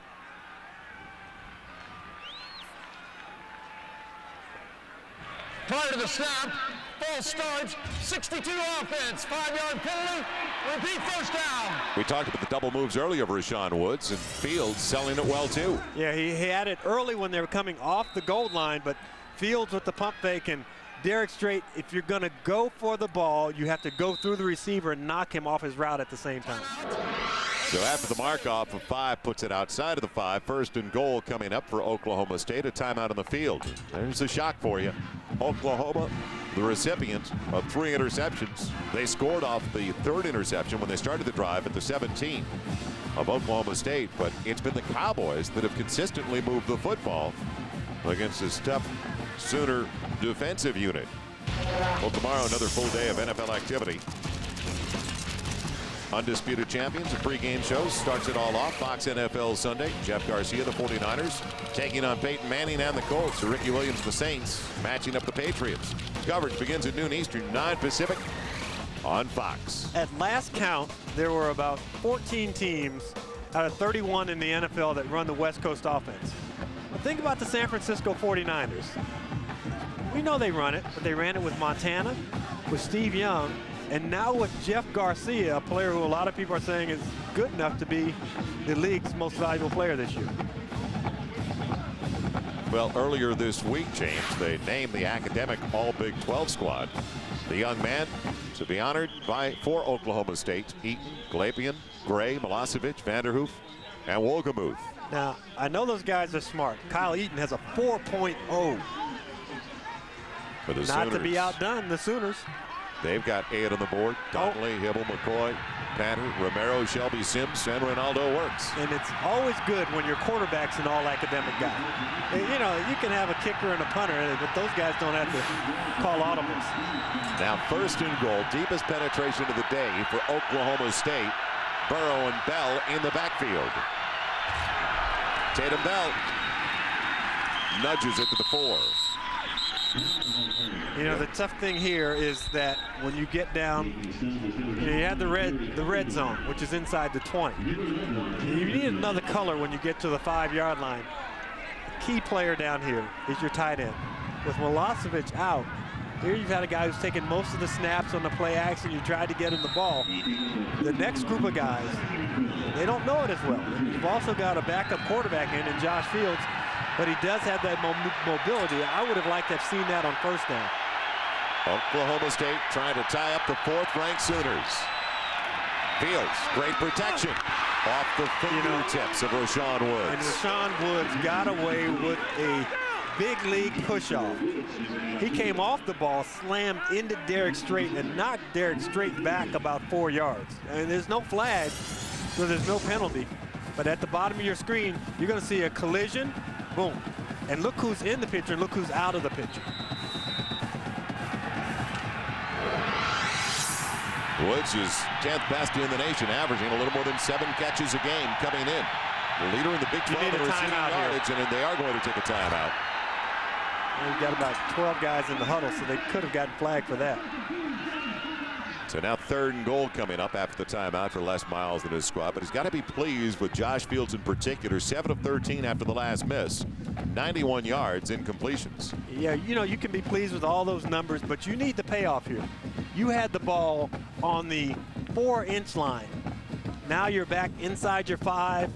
You're looking at a 3rd down, trying to get in. And you know what? If you go to kick a field goal, this team is going to come after it. They love to try and block kicks. The snap from the center to the holder is tough with this much wind. So, I mean, not getting in the end zone on the long pass is critical. But the most critical thing is the penalty. And Oklahoma State came into this ball game as, I believe, the least penalized team in the Big 12 Conference. Bob Stoops' defense has been victimized through the air. Oklahoma State has not been able to run the football all that successfully. 23 snaps, though, for the Sooners for 60 yards compared to 39 for 156 yards for Oklahoma State. No way you could predict it the way this game would have started. What Oklahoma has done inside the 20 this year, their red zone defense. They've held their opponents 50% of the time out of the end zone. Now, if you're looking for a big play, Roy Williams has done it consistently all year long. Tight formation for Oklahoma State. Only one wide receiver. Looking back the other way. And the tight end taking it in. Buried as soon as he got it. Rocky Calmus all over. The minute that the quarterback went away from the run move, everybody in the secondary said, okay, who do we have? And this is such a smart defense. You can talk about guys being good players, been fast, good 40 times and all that. But that is a heady play by Calmus to know who he has in coverage. And you were talking about the backups. That's the backup tight end, Billy Badgema. Now, the field goal try for Luke Phillips. 12 of 14 in the season. It's up, and it's good. Points on the board for the Cowboys, who've controlled the football and the clock in the half, but empty-handed so far. Back here at Owen Field, Oklahoma State gets a field goal off that drive. Redshirt freshman tight end Mark Milosevic made a big catch to keep it alive, but he suffered a right knee sprain. However, he's being retaped on the sidelines. He's going to try to come back and give it a go, guys. All right, Eric, thank you. And downwind, no problems for place kicker Luke Phillips. Almost an 80-yard drive. They get 71. 26-yard field goal by Phillips. First points of the day on the Nissan scoring drive for the Cowboys of Oklahoma State. And if you are the underdog in a ball game, you would love to shorten the game. 9 minutes, 14 seconds. The Cowboys came into the ball game averaging under 28 minutes of possession time. So great drive for Oklahoma. Still, obviously, everybody knows they would have loved the 7 points out of them. Not even 3 yards a snap, though, in the half for the Sooners. 23 snaps, 60 yards. And Hibble's so hot coming in. Out of the gun. Finds his receiver. Taking it in, Mark Clayton, the redshirt freshman. As Mark Mangino said, would not be denied, forced his way into the lineup. But back to Hibble. Hibble hit 70% since taking over the starting job. Jason White went down with the season-ending knee injury. 70% for almost 900 yards over the last 3 with 8 touchdowns and only 3 picks. Very quiet so far today for Mangino, though. He's got 9 completions for 69 yards.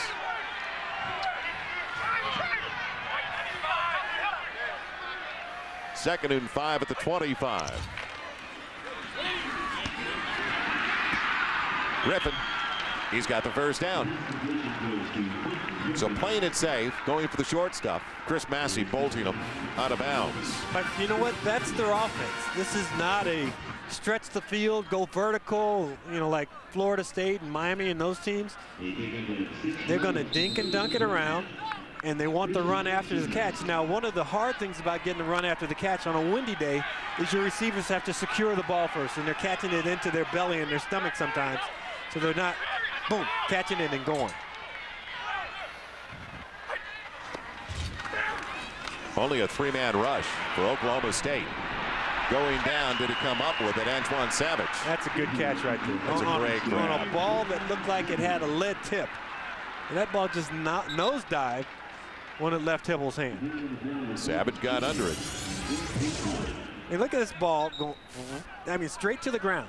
And a nice sliding, you know, when I was young, I used to be able to do that.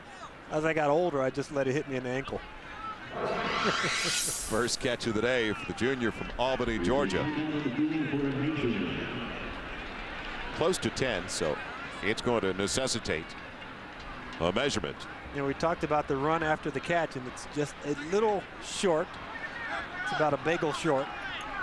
If he gets that ball up and hits him right around the belt line, Savage turns up, and he may run another 15 or 20 yards with that. And that's really what this offense is designed for. Savage led him in catches last year. This year, 31 coming in, and James, they've really spread it around. 56 coming in for the tight end, Trent Smith. Quentin Griffin with 49. Clayton's got 41. Norman with 41 after the 11 last week. Savage 31. Curtis Fagan 30. So they do spread it around. They get a lot of people involved. 16 different Sooners have scored as well. A pop, but boy, like a bowling ball, rolls off the pins. Heads over to the right side of the lane. And he picks that spare and gets a first down. They had a sign up during one of the commercials, you can't stop the twister. And really, Quentin Griffin doesn't stop his legs moving just because he feels contact. Nice job twisting out of that, picking up a first down for him. Back-to-back first downs for one of the few times today for the Oklahoma Sooners.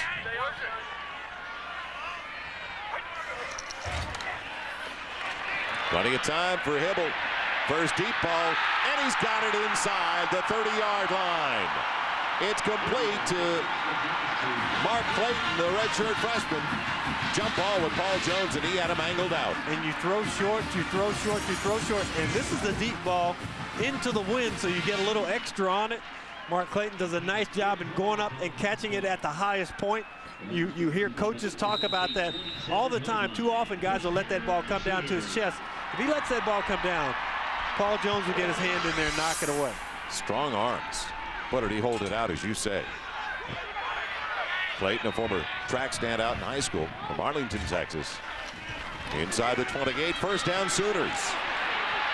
And again all day, Savage pays, but gets a few yards. Not much, though. Boy, he had Curtis Fagan going to the post and just pulled it down and didn't want to risk throwing an interception. The Nissan halftime report, a couple of minutes away, a wrap-up Big 12 play. Plays of the year in the conference as well. James will also have a recap of the first 30 minutes of play, with Eric Clemens down to the sideline. A little more than 2 minutes remaining in a first half that's been a shock so far. Oklahoma State has been able to control the football. They haven't been able to get in the end zone, though. I'll tell you my 2 biggest plays of the year after the game. After the play. I hope you tell us during the game. The big tight end Trent Smith diving for the first down, coming close. He looks like he'll be shy by about a half a yard, going over Terrence Robinson, the strong side backer. You know, he's wide open coming underneath. This is zone coverage. Everyone drops back. And see, he's not very deep in that time. He had the passing lane to throw the ball to. You know, he's not a big tight end. 6'5", but not a lot of pounds. You're right, 2 1/4, 230. So now third and less than a yard. Griffin, gap closes in a hurry. Standing him up, Chris Massey did an exceptional job with the flag down at the end of the play. Massey took him on until he could get some help. And they bent him back. Trent Smith didn't like it. He's going up, getting in the face of the defenders. I didn't see a face mask. Let's see if they did go with a face mask call. You know, and a guy that's short, if you're going to tackle him around the head.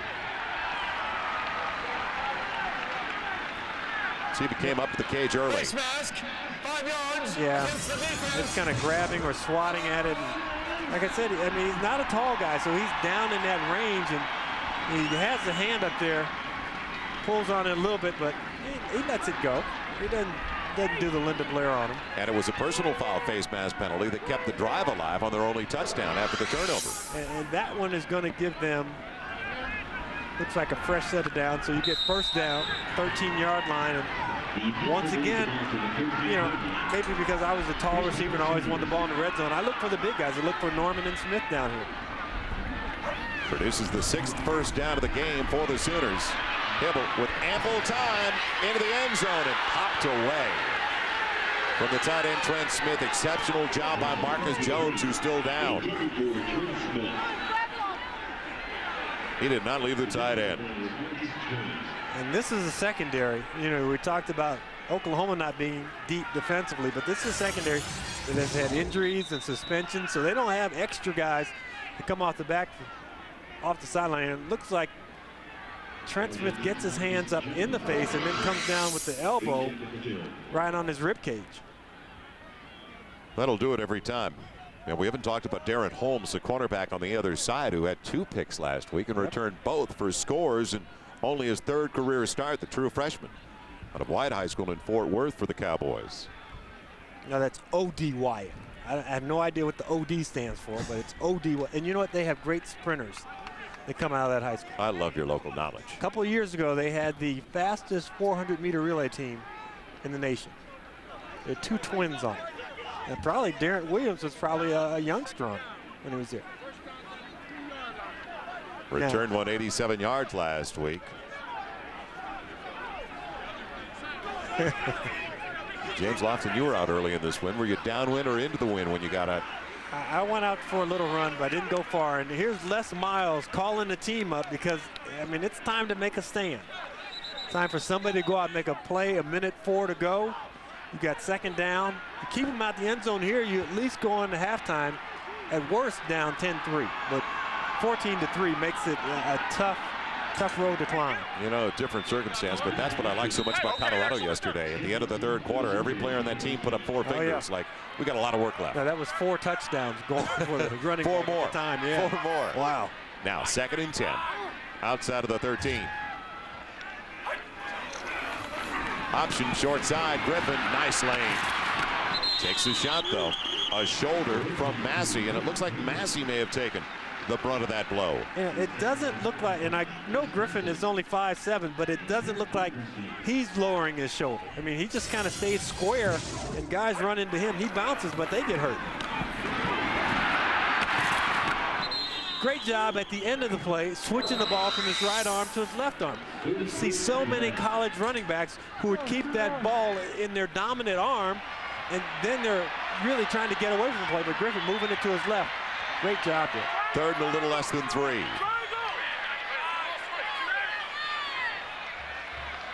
Tony's in the backfield with Griffin. Pocket protection and wide. It looked like he was available, Mark Clayton. A little bit too far in front, working against Darren Williams. Yeah, but that's a nice win for the Cowboy defense down. Big time. After a drive that started all the way back at the Oklahoma 20-yard line. You had the penalty, you had a guy get hurt on your team, and it's time to call everybody up. Hey, we need a stop here. Guys came through. 23-yard field goal attempt for Tim Duncan. He's at 10 straight, 18 of 26 on the season. Trying to put the Sooners up by 7. And does exactly that. So a short one and a 7-point lead for Oklahoma. They are all future Sooners around here. We're in Norman, Oklahoma. How pretty is that picture? Joel Myers along with James Lofton and Eric Clemens. And a 23-yard field goal by Tim Duncan to match the 26-yarder by his counterpart for the Cowboys, Luke Phillips.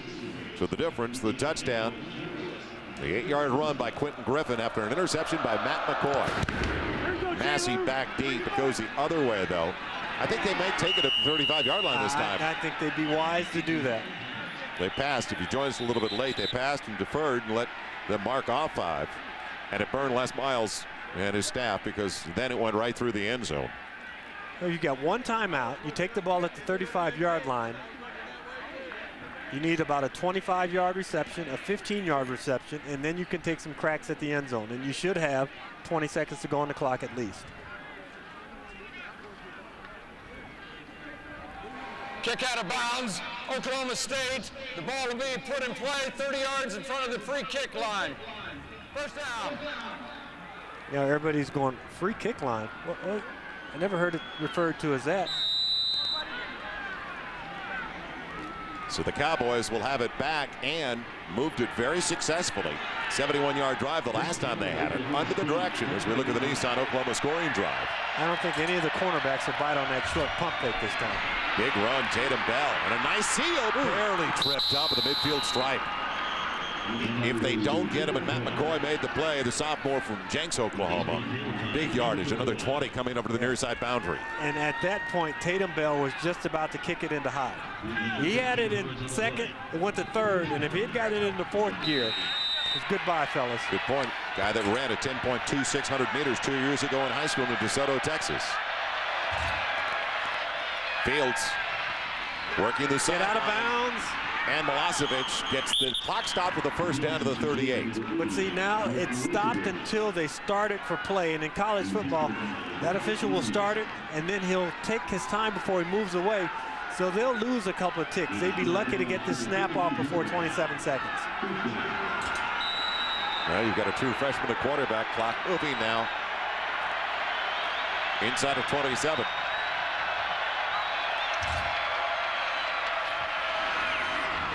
And held up, trying to get downfield, John Lewis. He got tangled up, though, with the defensive back, Derek Strait. Yeah, they tried to pump and go, but you had the cornerbacks up in a short zone, and then you had help behind them. So you could pump and go, but there was nowhere to go. It's interesting. After the game last week and a win at Baylor, 38-22, talking about Josh Fields, Les Miles said it appeared that the freshman was completely unflappable.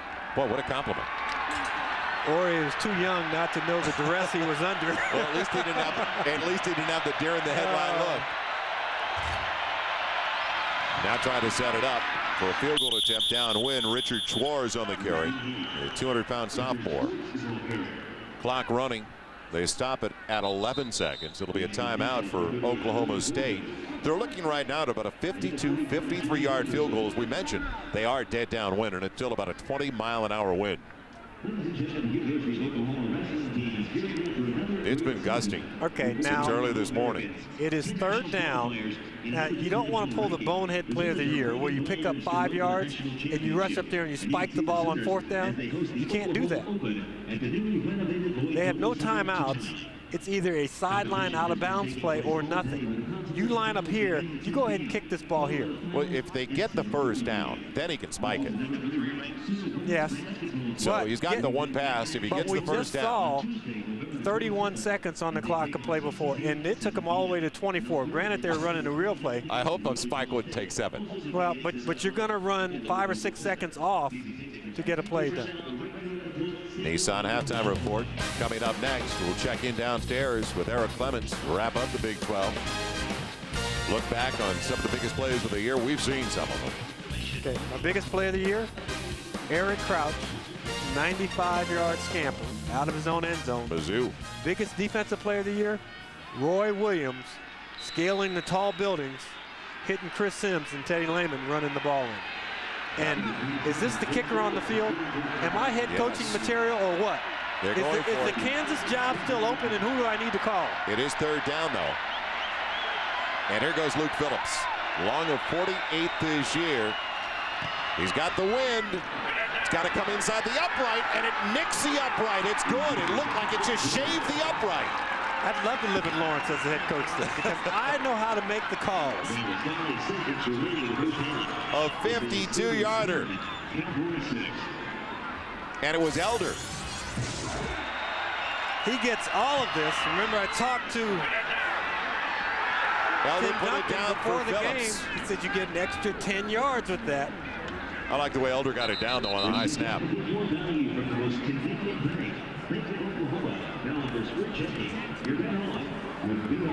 you love it when those kickers are pumped up? It's also a ball game, but see, nobody else hugged him because it's just a halftime kick. Game-winning kick, everybody runs out there and you mob them. 5 seconds left in the half. While the offense from the right foot of the sophomore from Tulsa, Luke Phillips. He's got a 26 and 52-yarder, a new career best. What kind of kick do you do here, Joel? I'll let you be my special teams guy. Might pop it into the air. No, you don't pop it into the air because they can get a free kick or they'll have a free play. You drive this ball deep through the end zone with the wind. You make them kneel down on it at the 20. I am assuming that my man You're not going to coach my special teams get down there under it, make the catch, and we get another field goal try. Okay, see where this ball is going? From Out the 20, end zone. Sooners will have it first and 10. I'll let you be the assistant special teams coach. If I'm not a coordinator, I'm not going. Oklahoma State is going into the locker room feeling real good about themselves right now. 181 yards offensively compared to 129 for the Sooners. And they have been able to move the ball. They have turned it over a couple of times. That has burned them big time, especially that one time when they had great field position. They did their damage offensively with the wind.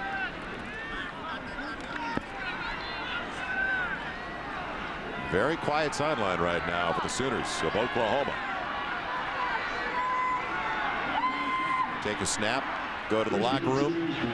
They've been great defensively in the second half. In fact, over the last 2 games, to give you an idea, Texas A&M and Texas Tech, they've had only 5 first downs in the last 2 games in the second halves against the Sooner defense.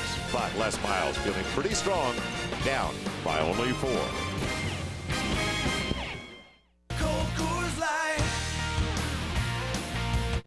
College Football Saturday on Fox Sports Net is brought to you by Original Coors. Nothing beats an original. Cowboys tougher than anyone could have anticipated, especially the Sooners. And the Cowboys, they got the opening kickoff of the game because the Sooners, after the Cowboys deferred to the second half, the Sooners, they wanted to play the win game more than they wanted the football. So Oklahoma State will have it to start the second half. Now, can Massey, who leads the nation in kickoffs, get his hands on it? Doubtful. Downwind again for Duncan. Let's check in with Eric Clemens. Eric. All right, Joel, I talked to Les Miles of Oklahoma State, his team down by 4 as we enter the third quarter. Asked him what he told his ball club. He says, hey, here we go again. We have our chances. We simply need to execute and continue to play hard, and something special could happen here tonight, guys. All right, Eric. When did Eric have time for all that? I mean, he's hosting the halftime report. He's over there singing with the cheerleaders, and he had time to talk to the head coach. Hey, do me a favor, will you? Don't blow his cover again. First and 10 from the 20. 4-point ball game to start the second half. Fields in the eye. Tatum Bell ripped down. Well, earlier today, this is the way Eric Clemens, as Roy Williams made the stop, this is the way he prepares for a game. No matter who you are. What you can truly be. Sing that song, y'all. You're satisfied. Come on. No matter who you are. Yes. You know, we don't need Star Search. We've got him already. What a voice. Boy, Eric. That was great. The big time is looming for Eric Clemens. Hey, just passed the audition as far as I'm concerned. 2nd and 10.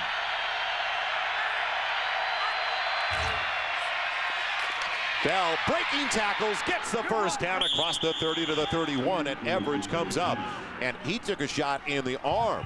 So he got away from Jimmy Wilkerson. Everidge gets up slowly. You don't see it this early from an Oklahoma Sooner team. They're pressing a little bit, and by that I mean here you are, you have 2nd and 9, and you're up in the gaps, blitzing, double gap on the weak side. If you miss, you give up the big play.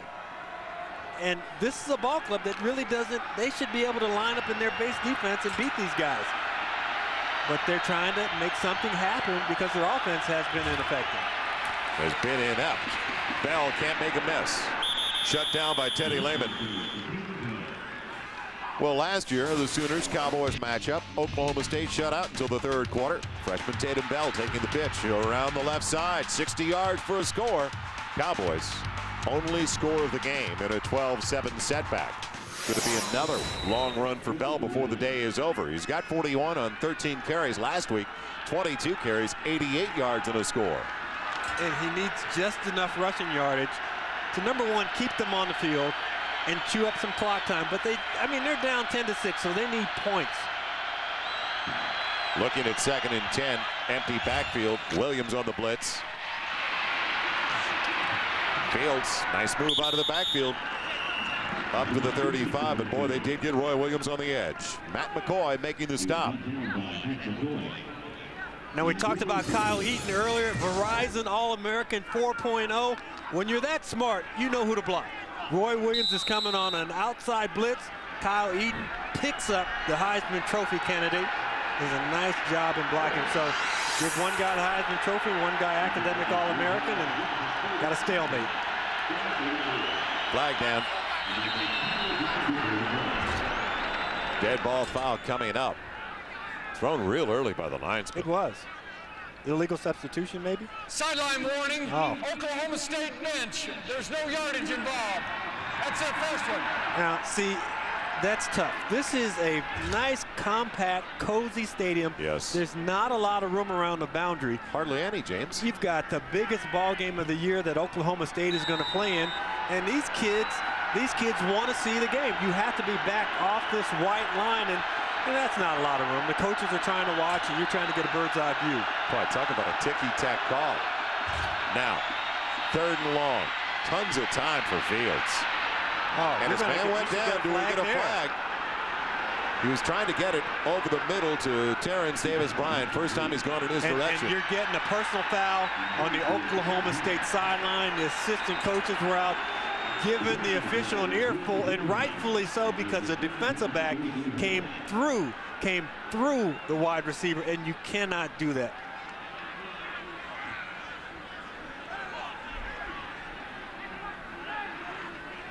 Now they're going to punt it into the wind even further back. Unsportsmanlike conduct against the Oklahoma State bench. That's a 15-yard penalty. Fourth down. Now you lose the battle of field position, but let's take a look at what got this unit so heated. The slot receiver is going to go up and come across, and when he comes across, Fields doesn't hit him. He's not open, he's not open, he's not open. But right there, now the defensive back knocks him down on his way to the football. That was Roy Williams. Non-call. Roy Williams, the safety who got him. Elder punting to Fagan, who stays away. Man, Oklahoma is going to be in great shape for the first possession of the second half. The Sooners are going to have it close to their own 47. We'll take a timeout. Bad break for the Cowboys at the outset of the 3rd. Oklahoma only leading by 4, the 4th-ranked Sooners. It's College Football Saturday on Fox Sports Net, presented by Kyocera, continues in great shape for the first series of the second half. They've got it at the 47. Hibble didn't do much in the first half. Only went downfield a couple of times. Griffin and Tony starting the backfield. 2-back look will help them pick up blitzing linebackers a little better. Will they bring more than 4? Straight 4-man rush. Tons of time for Hibble. Smith pop. Big time hit. Levels their leading tackler, the senior from Richardson, Texas. And that would have only been a gain of 3 or 4 at the most. Yeah, plenty of trying to throw the football. And you see where he's been able to distribute the football to. Hit his wide receivers, the tight ends, and the running backs. That should actually just say Quentin Griffin over there. Moved the ball around pretty well, but on that last play, he had time to throw, but there was no one open down the field. Nice change-up coverage by Oklahoma State. 2nd and 10. Hibble checking off at the line. Moving tight to run an out route. Looking to Josh Norman. Is he going to go to number 3? It's taking a lot of time. And Smith, 2 plays in a row. Smith has paid the price. This time Massey. Before, it was Dwayne Levels with an even a bigger stick. Now I watched Trent Smith at the line of scrimmage. He was still adjusting his face mask when the play started. And this is the reason why. On the previous play, Dwayne Levels right in the kisser. And if that wasn't bad enough, here's Craig Massey upending it. And this is all about your quarterback, putting you in vulnerable situations. Hibble has missed his last 4. 3rd and 10. Well, they waste the superb field position. Short side is loaded. Blitz from the opposite side. Time for Hibble. First down. Mark Clayton. Down to the 35. Had enough time. That was the key. Paul Jones bringing him down. Chris Massey's trying to read the quarterback's eyes. He's viewing. Breaks on the play. Just a little late to get to the tackle. They ran a double crossing route. Massey had to make sure that the deep receiver didn't get behind him. Then he tries to come up and make the tackle on Clayton. Biggest conversion of the game for Oklahoma. You can hear him screaming draw in the background. Oklahoma State read it perfectly. Kevin Williams wrapping up the running back. Only a yard and a half. NFL this morning on Fox Sports Net. Join us tomorrow, 10 a.m. Eastern, 7:30 Pacific. Jay Moore, the Falcons camp. Ricky Williams under the cyber strainer with Boomer Esiason. Deacon taking on and looking at the technique of Michael Strahan of the New York Giants. The NFL this morning, tomorrow, 10 a.m. Eastern, 7 out on the West Coast. Maybe Deacon Jones will teach him the head slap. There are still offensive tackles who cringe when they hear the name of Deacon Jones, who played in his era. Well, they hear ringings from their helmet. Griffin can't hang on off his pads. You know what? You look at that ball, and that ball should have been caught, but when you're in this short passing game, accuracy is so important. That ball is thrown behind him on the back shoulder. You lead him, and he has room to run up the field. Quentin Griffin is slowly gaining ground as he's coming out the backfield, and that pass has to be accurate. And the wind has died down a little bit in the stadium, so it's not as windy as it was, but you've got to put the ball on the money. Dibble now just 1 for his last 6. And you can see it's affected them on third downs. Only 2 out of 8 today. Last 4 games, they've been better than 40% of their third down tries. Blitz is coming. In trouble. Hibble goes down. Hibble held that ball. Kevin Williams again. A little too long. They're doing a great job. Bill Clay, the defensive coordinator, a nice job because you rush 5, but they don't know which 5 are coming. And you've got these change of pace players in Massey and Marcus Jones and Terrence Robinson who can drop in coverage or blitz. And so the offensive line is having a hard time figuring out who they're accounting for on the defensive unit. Jeff Ferguson with the wind at his back. Terrence Davis Bryant at the 10-yard line for the Cowboys. High short one. Cowboys, they hang on. And the halo area was impeded. There's flags coming down. It'll be Cowboys football. They did not give him for the 2 yards needed. You can see that at the outset.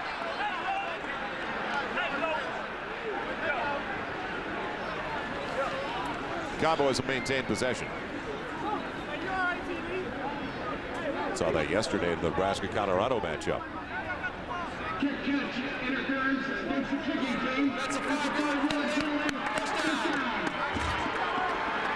So the Cowboys will maintain possession. They'll have it 1st and 10 outside of their own 20. Put it at the 21-yard line. 5 minutes going by. Cowboys getting stronger as the game goes on. And they're only down by 4. One of the great settings in all of college football. The old field house is the Energy Center. We're in Norman, Oklahoma. Joel Myers, James Lofton, Eric Clemens. At Oklahoma State, putting a severe scare in the Sooners fans. Fields with time, threads it. Can't hang on, though. He was trying to get it to John Lewis. Never had possession. But to get it through that traffic to begin with. See, I thought he caught that ball and then was tackled. Now, I was wrong once back in 1968. He tried to fair catch at the park. I'm shocked that you admitted that. He did a nice job in waiting because what Brandon Everett did, he came from the weak side and dropped down into a weak zone rotation. And, you know, this guy does not look like he's playing his second ball game. Not at all. Hangs in the pocket. Unflappable. Not moving. He doesn't have happy feet, does he? Hanging in the pocket nicely. Look into the dump off. Tatum Bell breaking tackles out to the 29. Short of the first down by about 3. Finally, Everett caught up with him. Got away, though, and broke the tackle of Derek Strait. And Derek Strait is a guy who played free safety in high school and really talks about how well he tackles. That time, great running through the tackle by Tatum Bell. And they've been close a couple of times this year. You know, look at the ball game that Southern missed, the heartbreaker, a triple overtime loss in conference. They're trying for their first conference win under Les Miles. And then they went the distance with Colorado. Colorado winning that ball game late. Add on to those 3 in the third week. They lost at A&M 21-7. And most of the second half, it was 14-7. 4 really close games. Could have gone either way. 3rd and 3. Not close. Woods was the target in the general direction. Yeah, but you know what? I like him getting rid of that football. He was looking to his right. It wasn't there. He knew that he had a deep receiver going deep on the left. And all I have to do is turn and throw it in that direction, get the ball out of bounds, and I avoid a sack because, once again, field position is so important in this ball game, in a game where we've only seen a couple of sustained drives, and those drives have been by the Cowboys. And especially in this quarter with another punt into the win for Oklahoma State, Scott Elder. Curtis Fagan. And now, is that a jump by Oklahoma where they drawn off? It's a first down. If it's against the Sooners. It looked like Brandon Shelby, number 5, came across the line.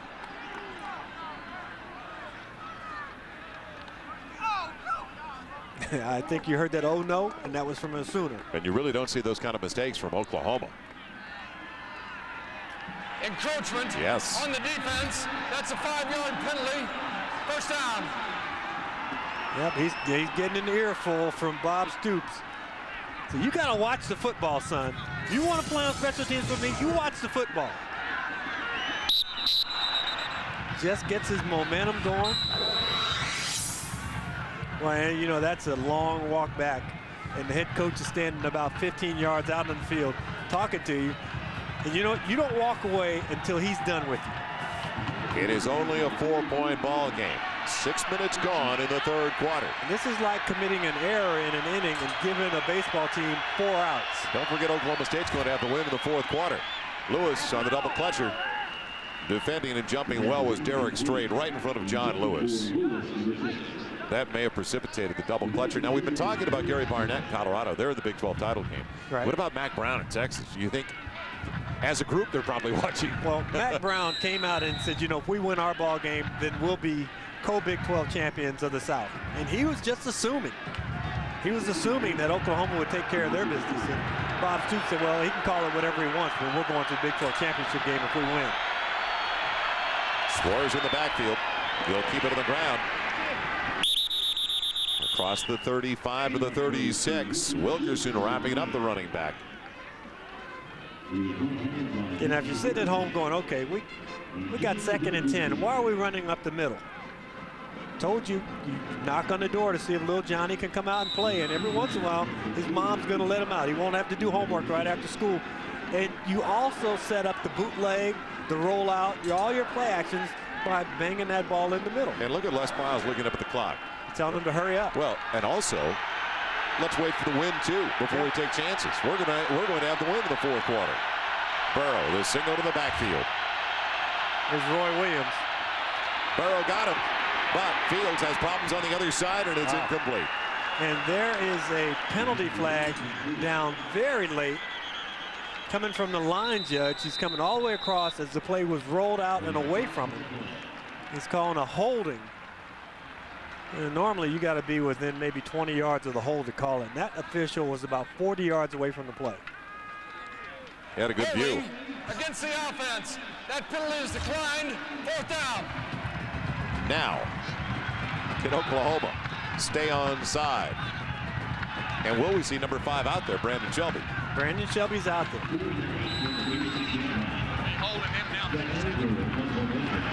Sooners came close once, and that was when Elder was punting out of the end zone. Fagan, secret good field position. Good punt. He's got a good one, and it turned really over. a good punt. Fagan, no blocking. 2 Cowboys all over him. Young, the first one down there, also helping out. Faith Carter. Fantastic job by Willie Young to stay out of that halo. Don't violate that 5-yard rule. Why give him the extra yardage? Be smart.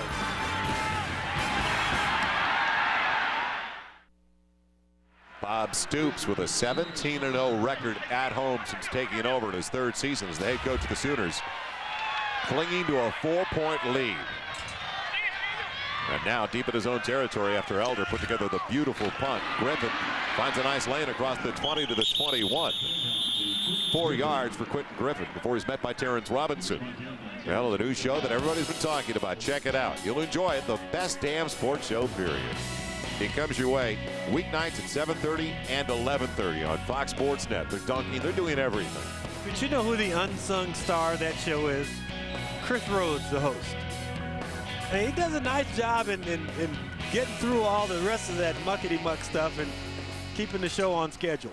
I'm surprised you didn't give the producer a mention. Looking for a new guest slot. 2nd and 6 from the 21. Hibble had great protection.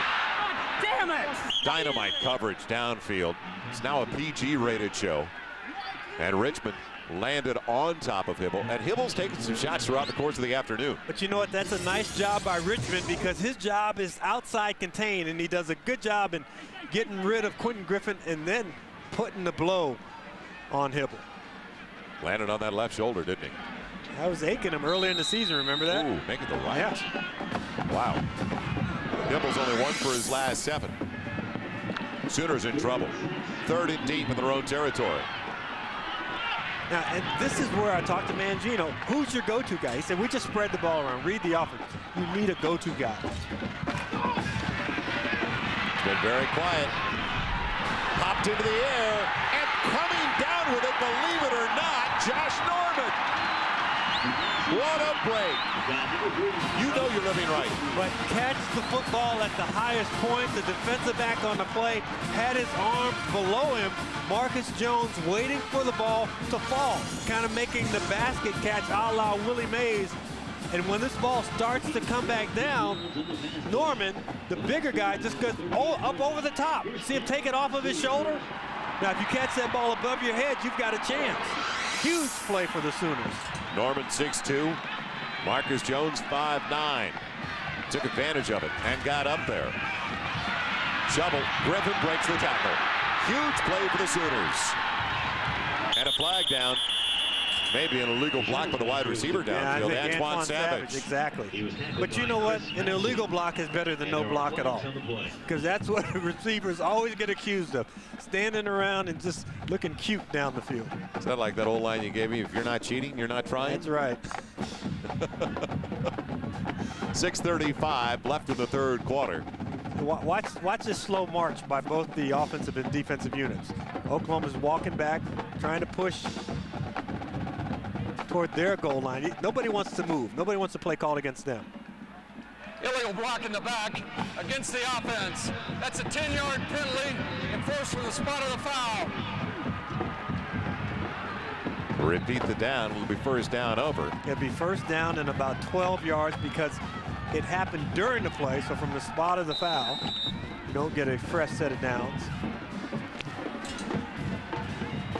So it's back to the 36. Would have been close to the midfield stripe. On the run by Griffin. He stays in the backfield with Hibble. It's interesting. Top side, they bunched their 3 on the short side of the field. Blitz, backside, popped into the air again on the shovel pitch. Incomplete pass.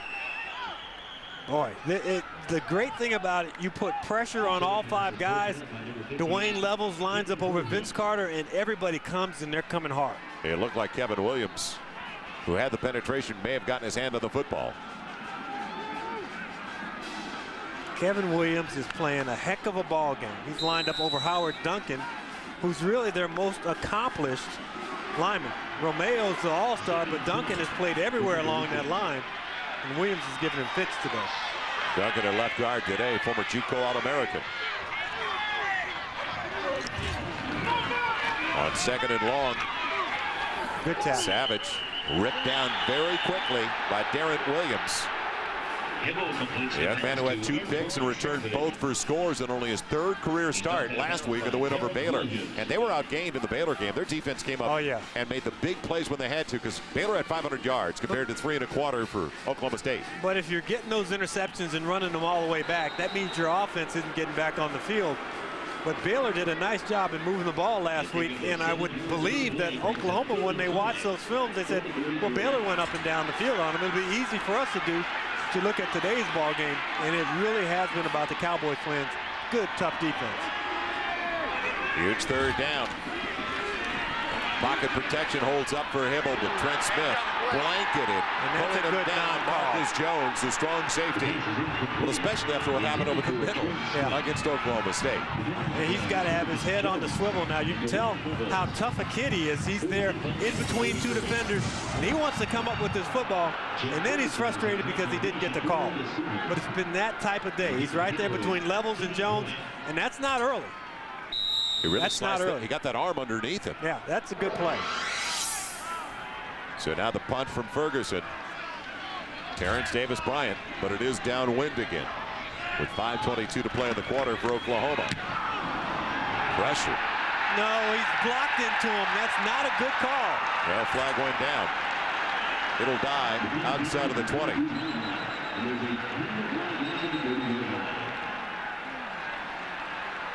Brian Hodges was blocking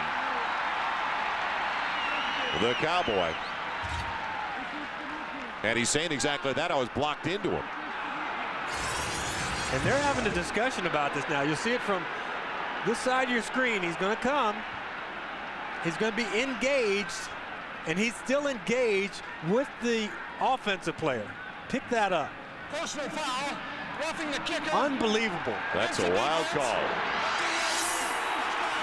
It's called on Carter. Reserve safety. He's done a good job on specials today. That was not a good call, and I don't care how you explain it to Les Miles. He's shaking his head. He doesn't want to hear it.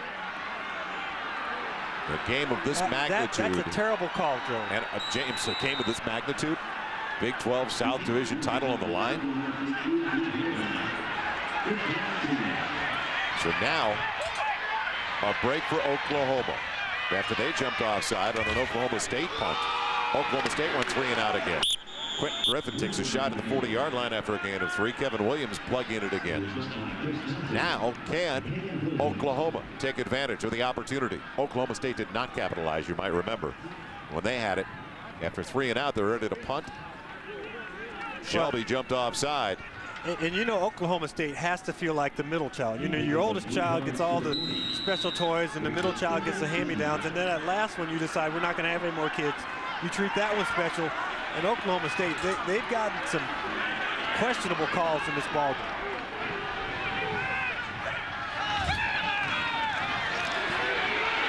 Hibble in trouble. Good night. Getting to Hibble. Making the play, Clay Coe. He moved into the starting lineup midway through the season.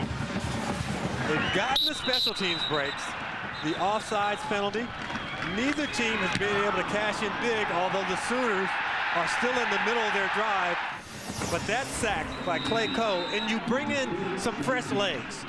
He's in that defensive tackle rotation playing behind Kevin Williams and Waylon Brown. He comes in fresh, and he runs right by the offensive blockers. Disbelief right now by the Oklahoma Sooner fans as the officials, led by referee Mike Weir, discuss the situation. They should still be talking about that call on roughing the punter. .4:31 to play in the third quarter. Texas and Colorado. Mac Brown and his staff, just like Gary Barnett and his staff, watching this one. They put it down at the 50-yard line. They set the game clock at 4:23. Home field advantage. 2, 3. Didn't start it on time. Take 8 off the clock.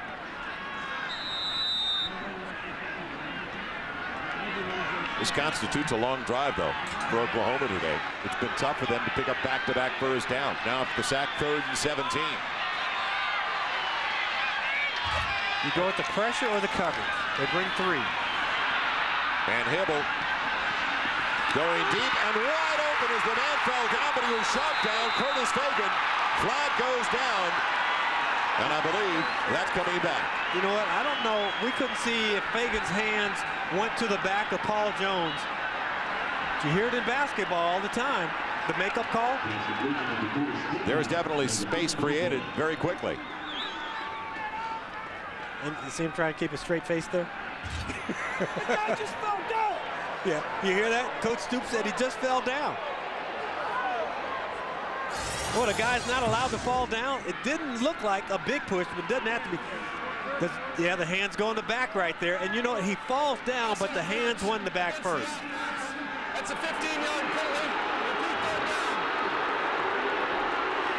Good call by the officiating crew. I don't know if Curtis Fagan's intent was to push off, but he's thinking, you know, I'm just going to steady myself. He's here. Now, if you can do that with your forearm, not that I've ever pushed off before, never, but you get the forearm in the back, and then you don't extend the arm, you won't get the pass interference call.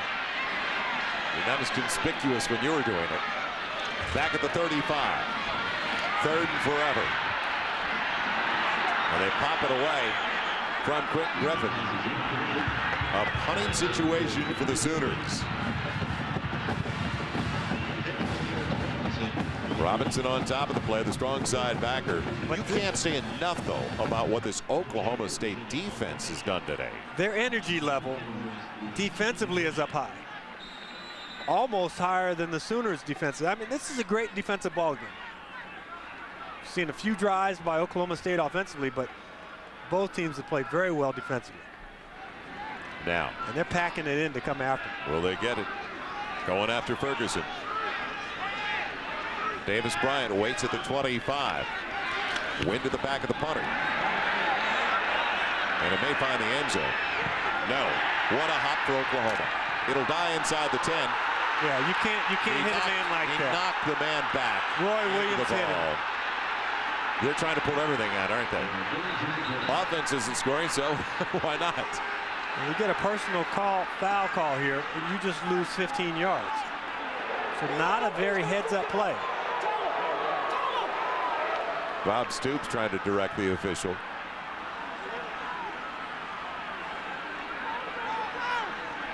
Let's see if it paid off, though. Dead ball, personal foul against the receiving team. Half the distance to the goal. First down. Interesting. Against the receiving team? Well, maybe Bob Stoops did influence It worked. them. It worked for Bob Stoops. College Football Saturday on Fox Sports Net. Brought to you by Kia Sarah. One company, countless solutions. By Dr. Pepper. Dr. Pepper makes the world taste better. And by the best damn sports show, period. Weeknights at 7:30 and 11:30, only on Fox Sports Net. And I think we have a reversal in form. That's right. Because, boy, did we have a bewildered look up here. Now, two things. He called it a dead ball foul. The ball had not been down, so it wasn't dead. The offensive player could have still picked it up. And it's just one of those plays where Roy Williams comes in. He knocks the return man out of the way. The ball's not dead. The officials have not blown the ball dead. No. It's bouncing around. It's starting to come backwards. It has not been touched by either team. And there's T.D. Bryant trying to move out of the way. And he gets a friendly little love tap from Roy Williams, who then picks up the ball after touch T.D. Bryant. First and 10 Cowboys, their own 26. Bell won't turn the corner. Calmus down low. Yeah, Calmus makes that play, but onside. Jimmy Wilkerson, Right. Tommy Harris make that play. Jimmy Wilkerson just shuttered, bracketed it inside all the way. And then when he tried to stop, Calmus nipping at his feet. Down to the 3-minute mark. And Oklahoma State, don't forget, biding their time. And the crowd is starting to sense we need a big defensive play from our golden defense. Oklahoma State is going to have the wind at their back, and a big wind. Fields finding his man. Davis Bryant across the 35. He's got the first down, tripped up by Teddy Lehman. He is getting great pass protection on his backside from Mikado and Kyle Eaton. And you're going to see Roy Williams come, get picked up again by Eaton. And you see number 93, Corey Klein, in the middle. It's a zone blitz. So you drop a defensive tackle back into coverage while you only rush 4. Go ahead, bring the extra guy. I'd rather put the pressure on the freshman quarterback than confuse him with the coverage. Up man in the I formation. Mike Denard. Nothing doing. Jimmy Wilkerson there. Well, you know, in looking at that last play, did John Lewis ever attract 2 men to him right away? That was a real well-designed play. 10-6 lead for Oklahoma. That was the score at the half. The only scoring were Les Miles Cowboys, a 26-yard field goal by Luke Phillips, and wind aided with the wind at the back. Phillips, a career best 52-yarder. And other than the short Oklahoma drive after turnover, all the scoring has been with the wind. 2nd and 10 for Fields out of the gun. Underneath, not available. I don't like that. Trying to get Milosevic involved, the tight end, but Roy Williams with a stick on the play. You know, just throwing the ball in his area, number one, I don't like that. I didn't like the throw. You've got the double out cut. You spread the field out. Run vertical on this team. I know they're a fast team, but if you try and run in between the zones, they react so quickly to the football. And you see that little bit of a pump there before the quarterback threw the football? That allows the defenders to close in on where the ball's going. And Roy Williams is currently pumped up. You see 15 passes broken up. That's an Oklahoma Sooners record. offensive linemen have to hold hands because they can't hear the snap count. 3rd and long. Great pocket protection. Fields in trouble. Can he get to the marker? Ripped down at the midfield stripe. He's got the first down, held onto the football. Teddy Lehman, you could see him try to spike it out. Dislocated his left thumb. Look, he's holding his left thumb coming off. Yes. Was that from the Lehman spike? That's from the Lehman spike. Oh. And Corey Heineke is down on the field.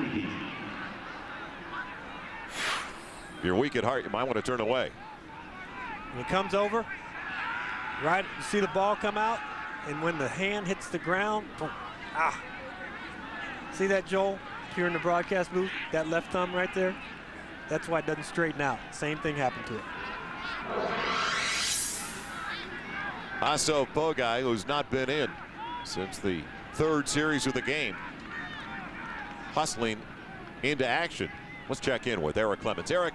All right, time now for a game summary as they're working on the left thumb of Josh Fields over there, jammed up on that play. Nate Hibble, not the greatest of days, but 173 yards, a couple of interceptions. Rashawn Woods, State's leading receiver, with 5 catches for 87 yards. And uncharacteristic 2 turnovers for Oklahoma in this game, 5 for the contest, and I guess you could term it a defensive struggle, guys.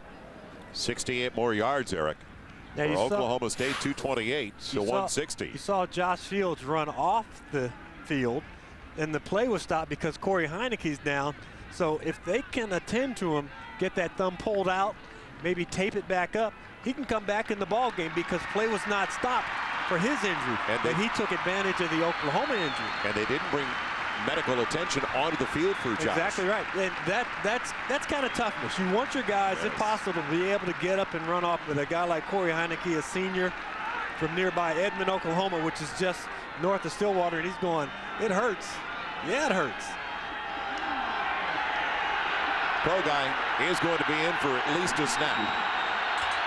He's been their starting quarterback. Had the high ankle sprain last week. A couple of times he's had leg injuries this year, and puts him on the ground. It's covered, though, fortunately, by Tatum Bell. But that's the way it starts for the sophomore from Lawton, Oklahoma. Well, Les Miles told us he wanted competition coming in next year for all 22 positions. He will definitely get it. And Brian Phillips, the right guard, is stepping down, and he steps on the left foot of Pogai. He's trying to get away from center. Pogai 2 INTs early in the ball game. Spent most of it on the sideline. Probably didn't think he'd get a chance to get back on the field. Big kid, 6'4", 225. Loss of 4. Blitz coming.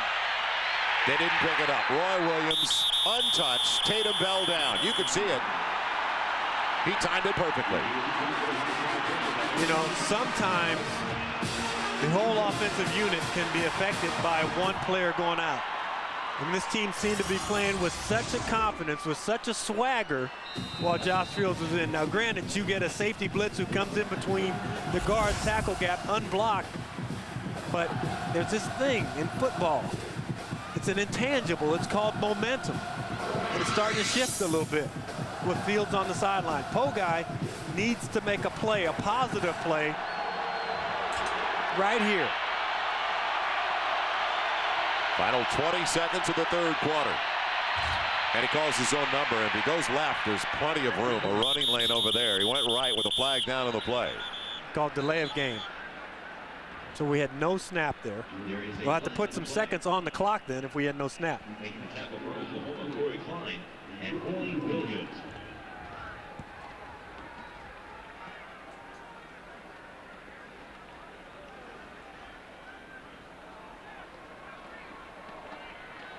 Delay a game, offense, that's a 5-yard penalty. Is there any doubt, James, with a call like that on 3rd and long, that Les Miles is waiting for the wind? Yeah. He's waiting for the wind in the 4th quarter. He'll take his chances now, if when he's got the wind in his back. Do you use the timeout? You want to make sure that they punt the ball into the wind. All 3 timeouts remaining for both Stoops and Miles, the Sooners and Cowboys. It is a chilly late afternoon in Norman, Oklahoma. Here we go. 3rd and 24. Safety blitz. Pick it up this time. Pogai going for the bundle and overshooting everybody in the neighborhood of Rashawn Woods.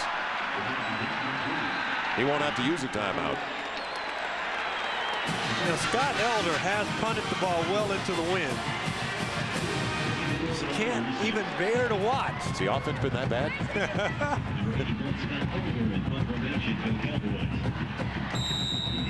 It'll be interesting. Next time the Cowboys get it, will Josh Fields be able to return the freshman? Curtis Fagan waiting for the huge punt from Scott Elder. And Elder bangs out a beauty. Fagan has it go over his head.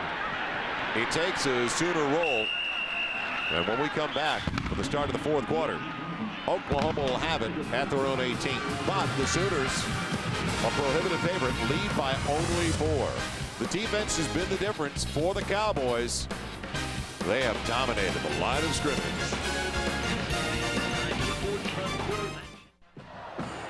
Sun begins to set in Oklahoma, and is it also going to start setting on the Sooners' chances for a Big 12 South title?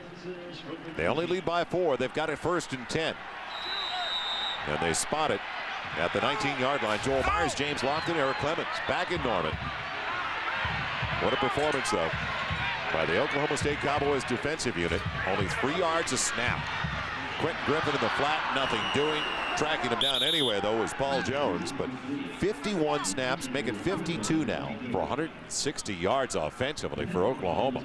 We've seen 5 intercepted passes in this ball game. And you're in an area of the field.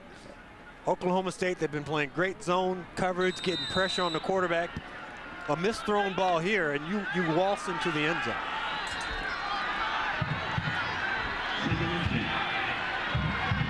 Second and 10.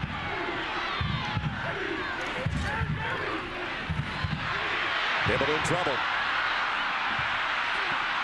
Hibble still in trouble. Shot again. Wow. Big hit by Terrence Robinson as Hibble gets up slowly.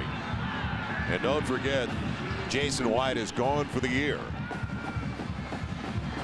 They're a little thin at the quarterback spot. Dwayne Levels watching the quarterback, keeping his eyes in the backfield. He's in his short zone coverage. And he's thinking, here comes some meat. Here comes some meat. And he was trying to get that ball out. Remember, we saw Quentin Griffin switch the ball to his outside arm? Well, quarterbacks don't do that. They just carry the ball wherever it is.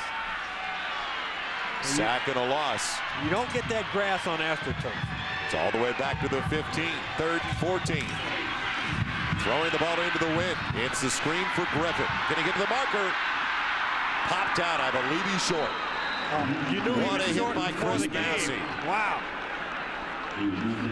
Massey with a serious stick on the sideline. It looked like he may have been a yard shy. I mean, it looked like he was good to go. And there's Chris Massey just lowering that shoulder into him and knocks him over like a little top. Leaves his feet a little bit here, doesn't he? Well, he needs to fight to stay in bounds a little more, though. He needs to be a little more committed to picking up that first down. But a terrific hit by Chris Massey. So the Sooners ringing out once again with a punt. This to start the fourth quarter. Ferguson into the wind. Davis Bryant waiting back outside of his own 30. You got to get this ball and stop it. And it does take a Sooner roll for an extra 5 down to the 30. So the Cowboys, they were waiting for their possessions in the fourth quarter with the wind at their back, and a wind, stiff wind at 20 to 25 miles an hour. Now, will Fields return, or will we see Pogai when we return to Norman? Eric Clemens back here on Owen Field, and Josh Fields is at the very least a tough guy. Dislocated his left thumb on that hit, had it pop back into place, retaped, took some painkillers. He's back on the field, guys.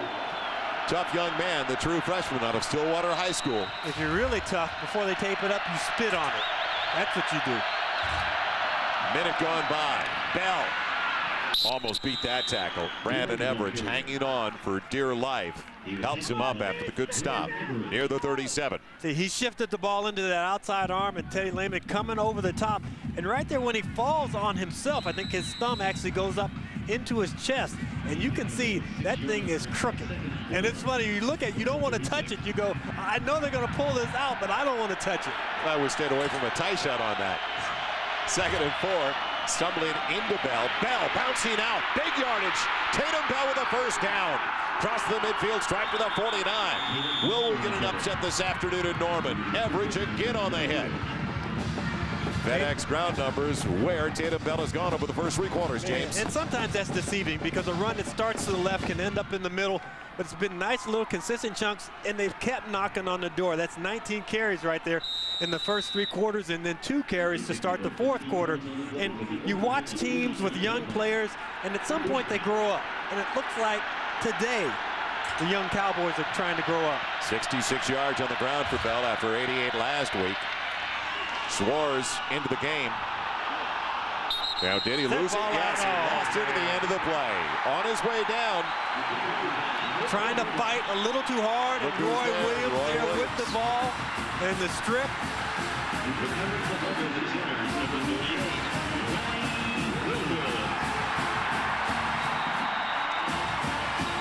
So Les Miles with momentum on his side. The wind at his back. And unfortunately for the Cowboys, another turnover. It's been a long time since you've seen those kind of numbers for Oklahoma football. Minus 17 yards rushing. 2 minutes gone in the 4th quarter. This late in the ball game, but they get the turnover. The 4th given away by Oklahoma State. Griffin barely tripped up. Great Huge play by Dwayne Levels, the middle linebacker. He doesn't get him. He's got at least a first down. Because they make the right call there. A perfect call. I mean, it looks like you're going to go right with something. They come with a quick option down the line. And Dwayne Levels, who's already snuck up into line, has to cover the quarterback and the pitch man because the safety is 20 yards deep. A gain of 4. Caught it 2nd and 6. Again, the option. Hibble, his most effective run. Terrence Robinson bowls him over. He's near a first down. It'll depend upon the spot. It's interesting, though, as short as they are at the quarterback position, he's being exposed. Oh, you got to get out there and make plays. It's not about making sure this guy's healthy. So they'll bring in the chains. 12:09 to play. Oklahoma wants to get at least a field goal out of the possession, leading by only 4. Now, this is a very good chain gang crew. This is maybe one of the fastest chain gang crews I've seen all year. These guys have obviously been over on the track doing a little sprint work for the game. You like their canter. These guys, hey, they move. They got a good arm pump there. Get back in position, get set up. Because the players don't want to wait all day. Would you expect anything out of the state of Oklahoma or Texas for that matter? No, that's why they're called Sooners, because they got here first. So they're shy of the first down. I got to do homework on the outside to keep up with you. Shy by inches. 3 for 13 today. Credit to the defense. Well, he's changing the play here. Well, he had the quarterback draw called here, and he didn't like the defensive alignment. Early timeout in the 4th quarter. First use by either team in the 2nd half. And it's not the Cowboys, it's the Sooners. An earful for Mark Mangino, the offensive coordinator. Will they get it done when we come back?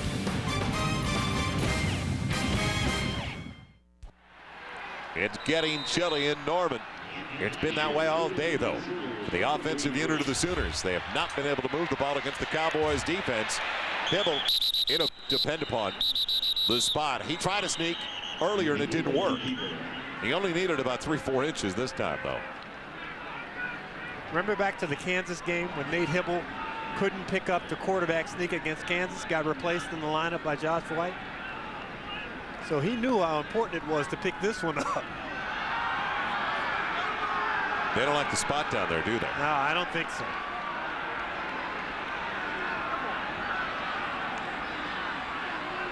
Bob Stoops' most active back is only 5'6", 185. So it's not like they've got a bull of a back to begin with. No, they've got Ronaldo Yeah, work. but he hasn't touched it, James. You're right. He hasn't touched the ball. And that's a guy that scored 4 touchdowns over the last 5 games. He scored last week at Texas Tech. He just hasn't touched it. He got it. By the nose. Photo finish. Wonder how our microphone got in there. I think that was, I saw Eric's thumb in that shot. He is really racing up and down there. 11:48 and counting. First down. Outside of the 42. Working into the wind if you're thinking about a field goal by Duncan. Great penetration on the outside. Richmond got in. Down low. Greg Richmond again, the sophomore from Douglas High School in Oklahoma City.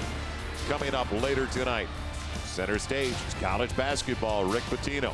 Louisville Cardinals, Oregon Ducks. It all takes place at the Rose Garden in Portland.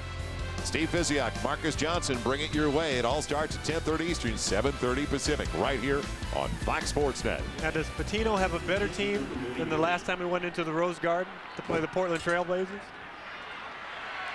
Well, probably better than the Celtics. Celtics are playing pretty good this year. Pretty well. Hibbert. Wide open, Trent Smith. That is the most available. They've had a wide receiver or a tight end today, and they've got a first down to the 26. Levels may have hit the dust. No, he did. He went down big time, but a nice move by Trent Smith to take the defensive player off his feet. Watch Levels. He's going out. He's going, this is my man right there. Oh, got to turn and go. And no cleats in that shoe. 17 yards on the completion, and that is like a 70-yard pass today. Oh, yeah. It has been that tough for Oklahoma to move the football. Now they're in field goal range. Griffin sliding down inside the 20. Good spot all the way to the 17. He got almost 9. Quentin Griffin seems to find an extra gear around the goal line. I believe it was against Texas a year ago. Did he score 6 touchdowns against Texas in that big game in the Cotton Bowl? He just seems to get close and think, I got to get in. And you know what? His eyes are closer to the goal line than all the other players because he's only 5'7". It was a Big 12 mark until yesterday's Colorado ball game. 2nd and a yard. Griffin only needs 1, breaks a tackle. Hangs on to it. They tried to strip it away. He's inside the 5. Albert Craig with the stop. 1st and goal. Good job up front by the offensive line in getting the Cowboys off their feet. When you cut block, guys, they're not going to get back and make the play against you. Look, going down 1, 2, 3, 4. Cowboys on the ground. And then everybody's tackling them up high because you can't really get down low enough. And at 5'7", 195, 200 pounds, he is a stronger runner than what you'd ever imagine.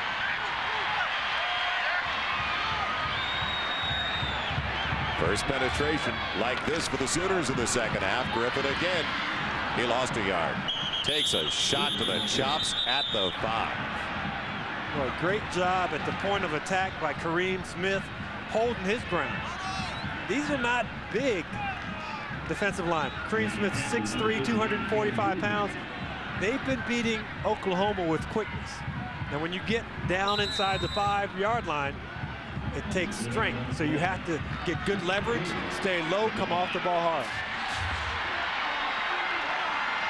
Well, they took over on the turnover. That's how they scored the first time, points off the turnover. But that was only a 17-yard drive. Now they're trying to make it a 53-yard drive for their 2nd touchdown of the game. Fade, corner, busted play completely. Breakdown of communication, and the ball was way out of bounds. Oh, it's funny, Josh Norman was supposed to get to the fade there. We had a slant pattern coming on the top by Savage, and Norman couldn't get off the football. And the big guy should be able to beat a little guy off the field. Well, it'll be a huge stand and stop for Oklahoma State. If they can hold them to a field goal, it's only a 7-point ball game. Do you throw it here, or do you try and get to Quentin Griffin? I may run the option again to Griffin. It's worked before. Up top, forget it. Fagan belted. Big time. Craig. All over him, the sophomore from Oklahoma City. Because he read the quarterback's eyes. You're in zone coverage. You move as the quarterback's eyes move. And this ball is thrown a little high. And when the receiver has to go up to get it, he's exposed. Fagans can't come down with it. That was a jolt from Craig on Fagan. And now Duncan. He's got a 23-yarder. It's going to be a 22-yard try. Only 2 more than an extra point. Tough angle. And it's a touchdown lead now for Oklahoma. An 11-play, 48-yard drive, the 22-yard field goal. And what a job of the Cowboys after a couple of big plays. The run by Griffin and the throw to tight end Trent Smith. They didn't quit. They got the job done after it was 1st and goal at the 4. College Football Saturday on Fox Sports Net. Brought to you by Dr. Pepper. Dr. Pepper makes the world taste better. By Kia Sarah, one company, countless solutions. And by Nissan, driven.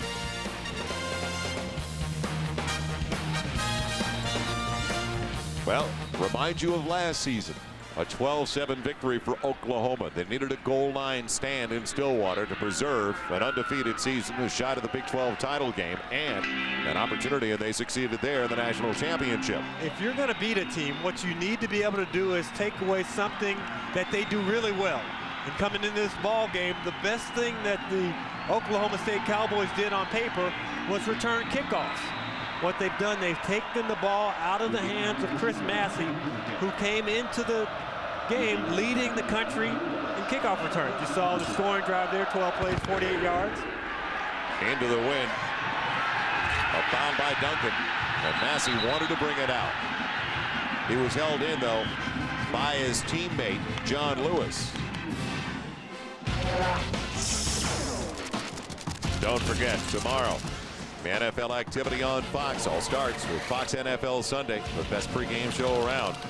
Then the 49ers and Jeff Garcia, 7-2, taking on Peyton Manning. Man, the Colts just trying to stay in the playoff hunt. Ricky Williams and the Saints also visiting the Patriots.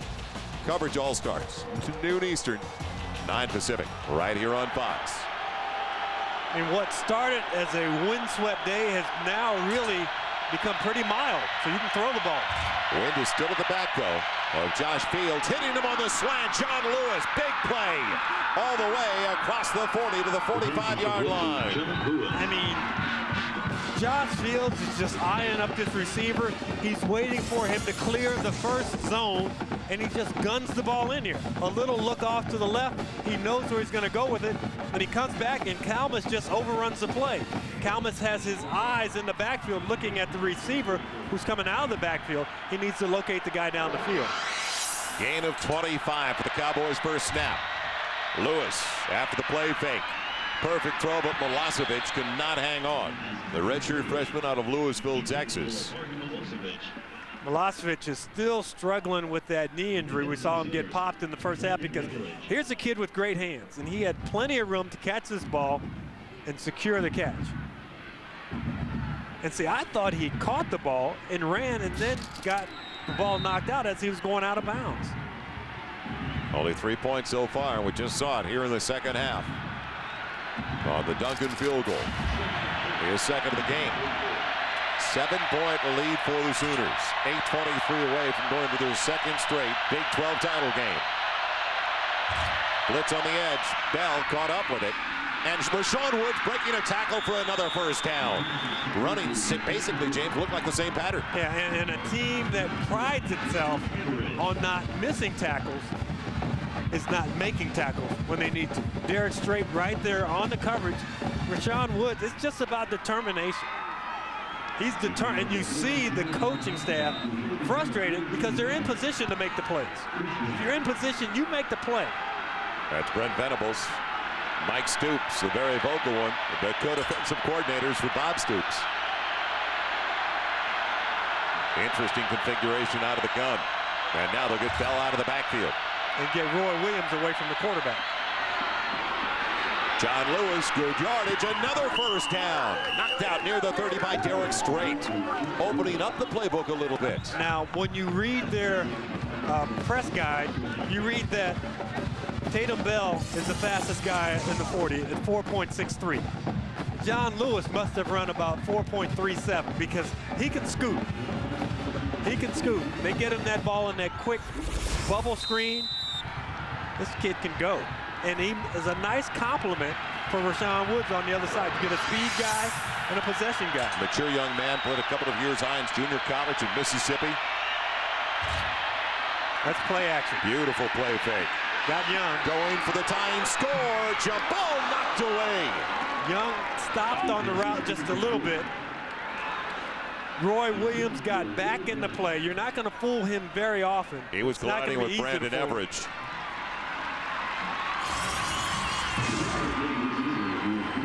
Trying to get that ball at its highest point.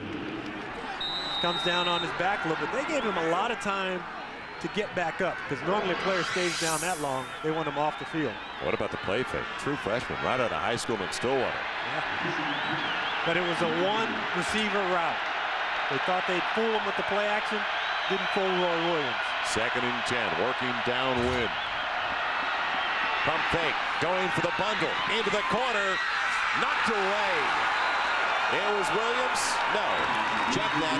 Antonio Perkins, 28, not 38, taking it away from Rashawn Woods. I tell you what, Rashawn Woods, every time you throw him the football, it looks like he's going to come down with it. He's just so poised, and that's at the highest point, and he gets those hands in there and fights it away. Perkins only a redshirt freshman from Lawton, Oklahoma. He started early in the year, and then Andre Woolfolk, before his injury, he moved into the starting lineup, and then coming back, Antonio Perkins once again. Woods needs to learn one thing. He needs to learn to use his body a little more to bump the defender. Get some separation. 3rd and 10. Williams off the edge. And it's knocked away by Calvis. Trying to get it to Rashawn Woods. We've got a flag on the play, though. 1, 2, 3, 4 defenders. He tried to thread that ball in between. It's on Oklahoma State. Part of the snap. Full start on the offense. That's a 5-yard penalty. That helps You Oklahoma said it. State. You've got no play, and you still need 7 points out of this drive. So now a new snap on 3rd and 15, and you've already got a 52-yard field goal from your place kicker downwind today. Put a couple extra ticks on the clock. It also gives Fields the opportunity to go over to the sideline to talk to his coach. Yep. Sometimes you go over there and those coaches have a blank expression this time of ball game, though. Inside of 8 minutes left. Can Oklahoma hang on? Texas in the wings waiting.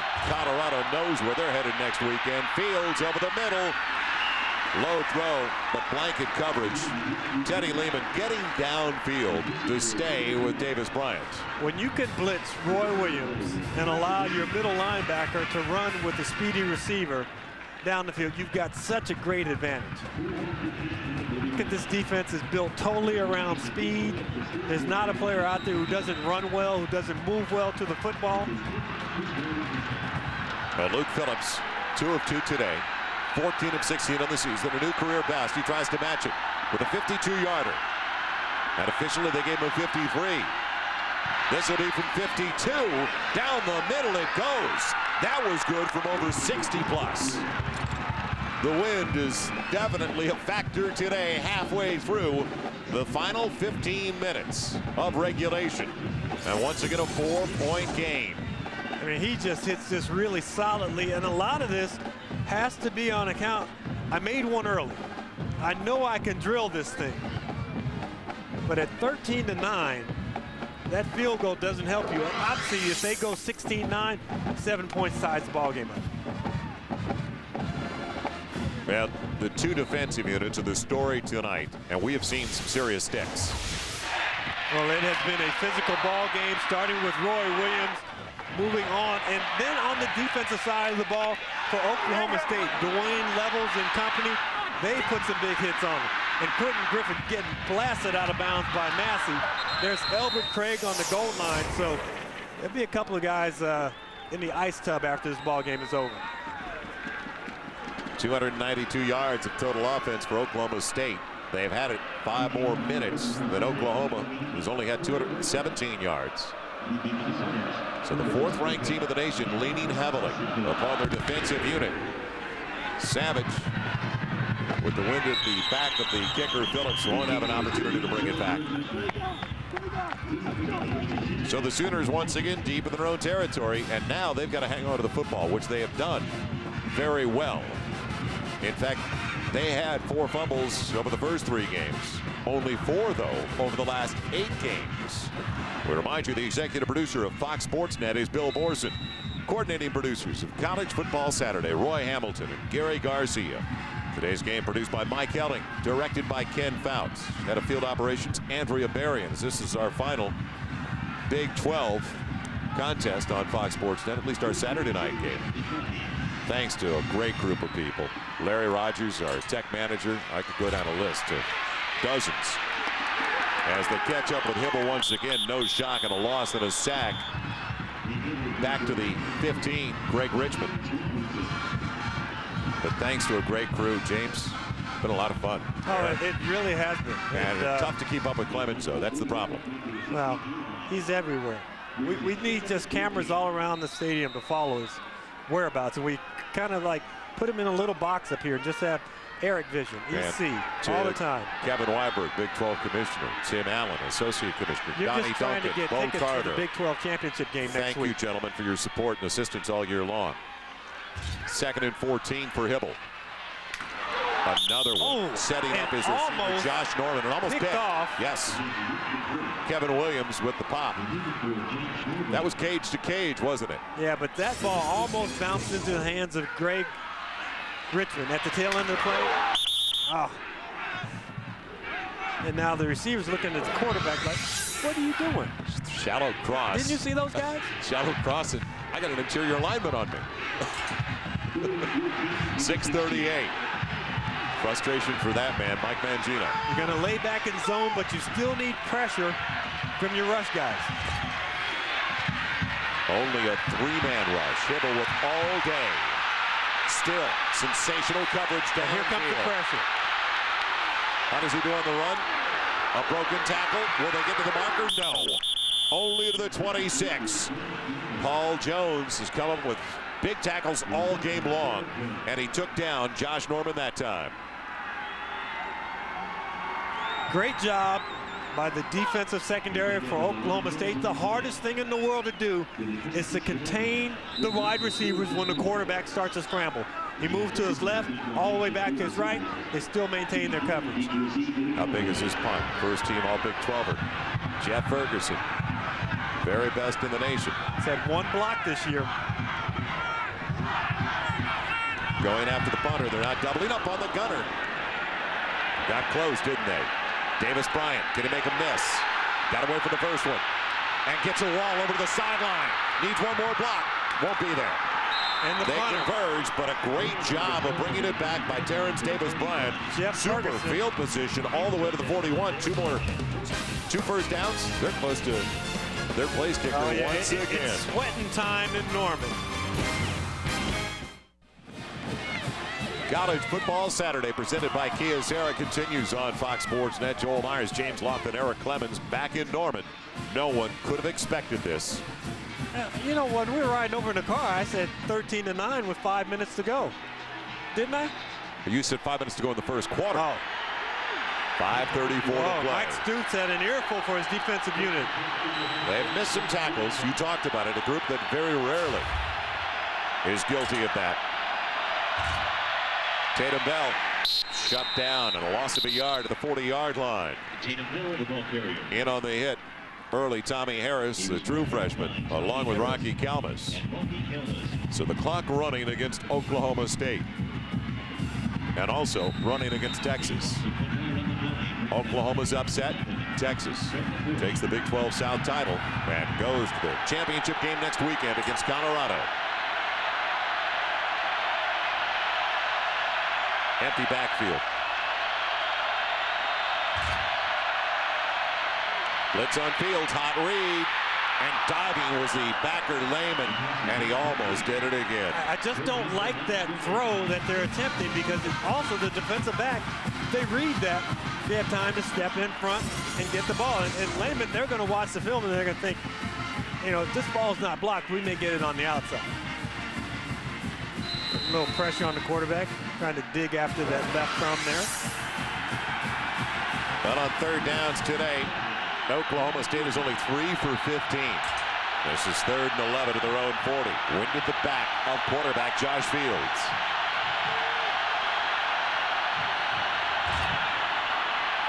Double move, works again. Woods has it knocked away, though. What a play by Matt McCoy. Interception early in the ball game, a saving tackle against Tatum Bell, and that time knocking the ball away from Rashawn Woods. You know, and that's his play to make. He's playing the deep half of the field, ball, knock it away at the highest point. If there's not as much air under it, James, get there. Yeah, but you got to drop it in like that. I mean, the only guy who could throw that better was Dan Marino. He knew how to zip that ball and get it over the short defender. Cowboys can't take advantage of the field position as Elder punts it away to Fagan, calling for the fair catch. No, shipped it over. And he's dropped just outside of the 20. Looked like he almost put his arm up. Roger Baumbach, the first one down there. Fagan with a nice little slip over to the left side. Gives it to the Sooners at their own 21. Now can they run out the clock with 4:37 to play? Well, the Bowl Championship Series going into the weekend, the Thanksgiving weekend. The shocker yesterday, not the Colorado one, but how they did it, pounding Nebraska the way they did. And one of the components is margin of victory. And there's not much margin of victory right now working for the Oklahoma Sooners. 13-9. Sooners by 4. They don't have a ground game going today. In fact, on the ground, Oklahoma 26 carries for only 9 yards. Hibble with his tight end hooking up once again. Trent Smith. He's down to the 28. You know, this is the essence of their offense. You know, you would think, okay, grind the clock out. Hey, a short pass is the same as a short run. If they had just handed it off up the middle and run for 5 yards, it would still be ticking the same way it is. Right now, it's about first downs. This ball club needs to make 2 first downs. They'd love to take 3 downs to do it each time. And if Hibble reads man-to-man coverage, he's thinking, okay, man-to-man coverage, what does that equal? That equals blitz. I need to get rid of the football.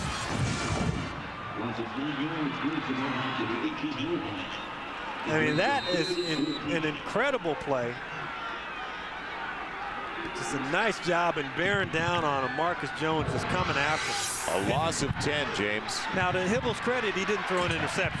But you don't want to take the sack. He hung on to it. What a jolt.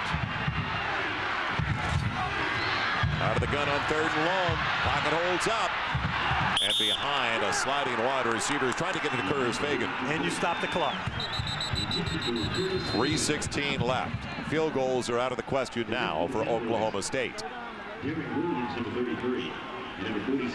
Injured Cowboy, they're helping him off. Llewellyn Brown, their junior from White House, Texas. Boy, they've had some great defensive effort from the guys up front. I mean, you're getting a 3-man rush right there. Llewellyn Brown, Kareem Smith. We've seen Kevin Williams, Greg Richmond. They have really played. And Clay Cole in the first half, that one big sack he had. So if you're handing out game balls and Oklahoma pulls out a victory in this game, obviously everybody on the team will get one, but the defensive guys would get 2. Davis Bryant just had a sensational return of a little over 15 yards. Ferguson on the high snap. Keeps it low, tries to because of the wind. And what a roll for the Sooners. Big time, an extra 5, 6, 7 yards. So now Oklahoma State, with 3 timeouts left, gets it at the 35, but only 3:05 remaining.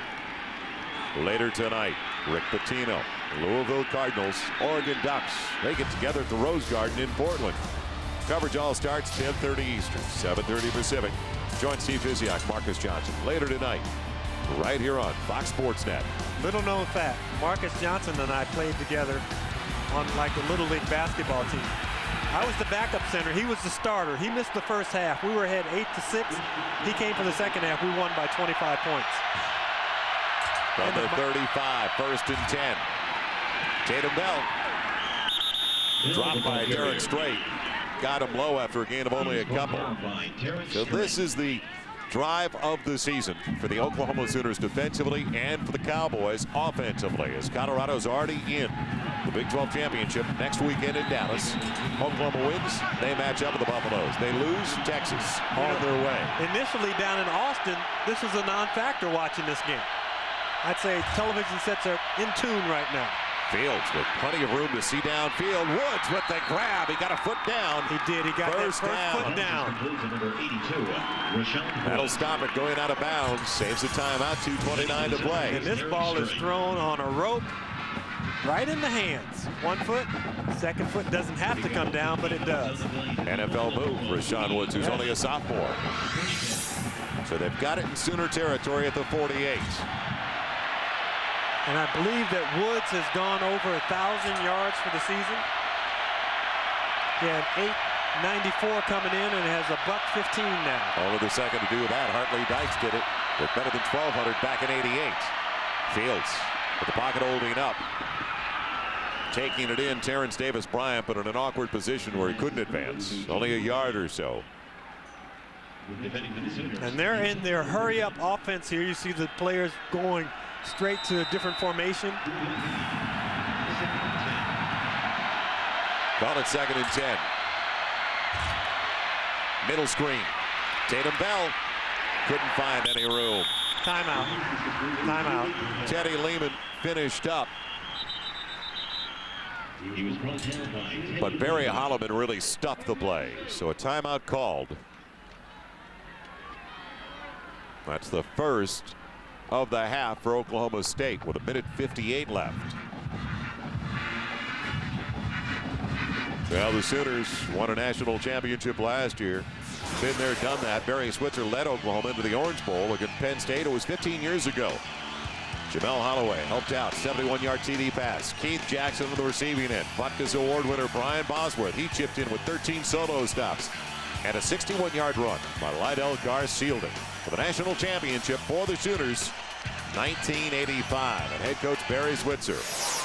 Will they get back to the championship game this year? Well, that is the question right now. They're just trying to get the Big 12 title game. And I was looking at the hairstyles in that picture, and they have not changed much. The buzz cut is back. We saw the kid with the red mohawk, the little kid in the stands. But all that Les Miles is concerned with now is this is actually 2-down territory. You want a positive play from your quarterback, and I mean by that, you don't take the sack. You take positive yardage. If we have 4th and 2, we'll go for that. 4th and 3, whatever. We can handle that. But you cannot take a sack here. Fields out of the huddle with his coaches from the shotgun. Locate Jimmy Wilkerson, number 45. Find out where he's rushing from. He's their most effective pass rusher. And Roy Williams walked up and now is backing off the line. Stays away from the blitz. Straight 4-man rush. Fields using the middle of the field. Jump ball. Grab made at the 15 and take it away. Davis Bryant's got it at the 15, taking it away from Roy Williams. What a grab. Over the back of Superman and came down with that football. That is a tremendous effort. This ball is thrown up for grabs down the middle.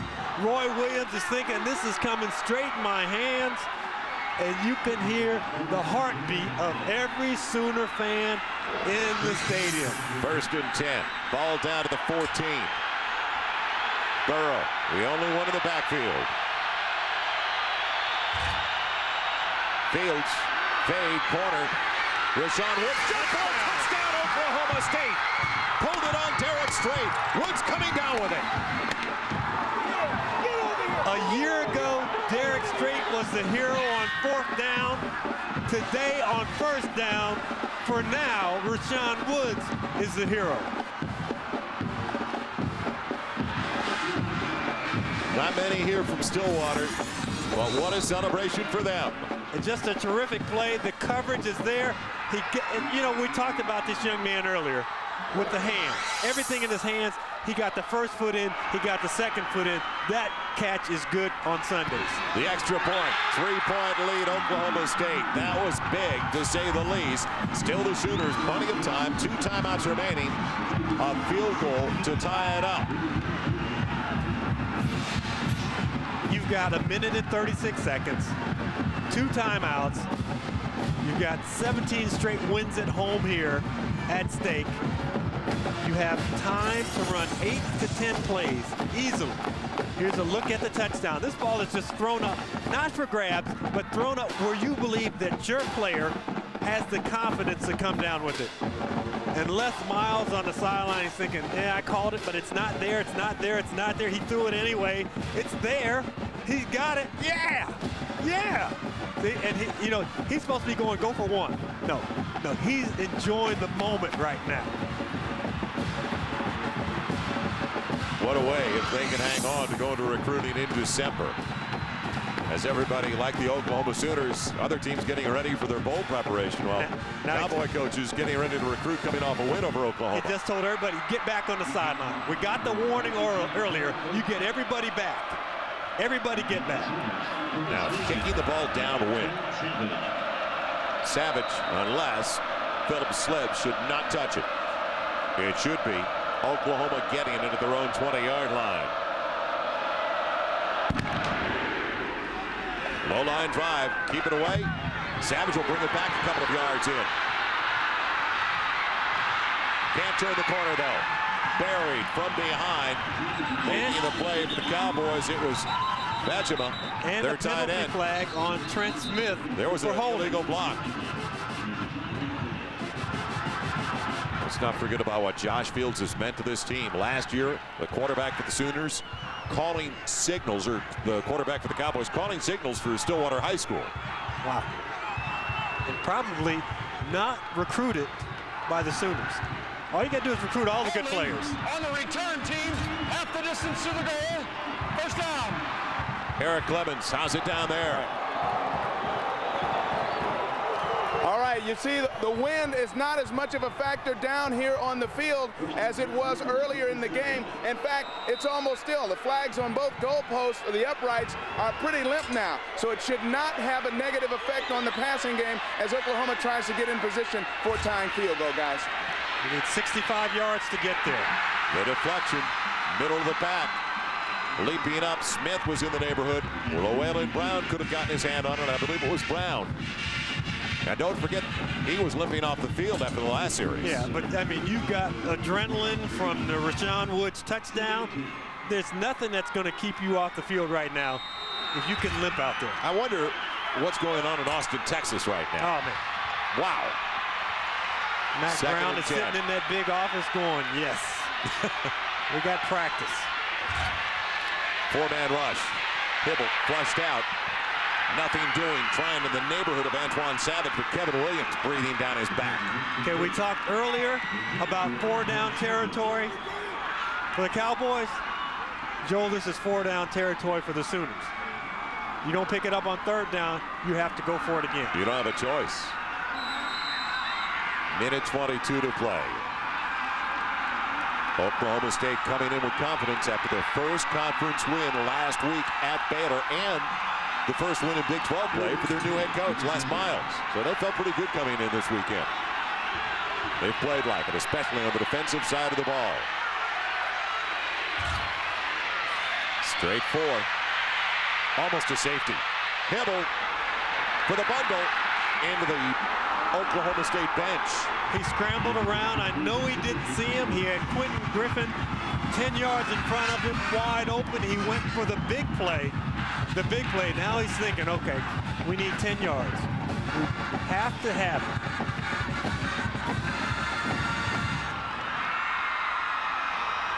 Fourth down of the season in front of the Sooners. And you know what? If I am Oklahoma, I freeze them. I call timeout right here. If I'm Oklahoma State, I stop the clock, just like you do against the field goal kicker. The ball game, 4th and 10. And it's deflected. That should do it.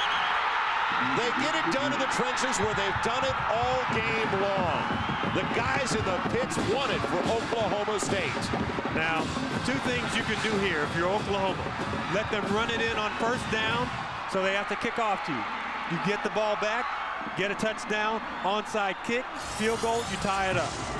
Was it Williams right up the gut, or Kareem Smith? I think that's Brown, Big Brown. That's the second time he got it in 4 snaps. See, if I am Oklahoma State, as crazy as that sounds here, what I would do on first down, I'd take a knee to see what Oklahoma will do with their timeout situation.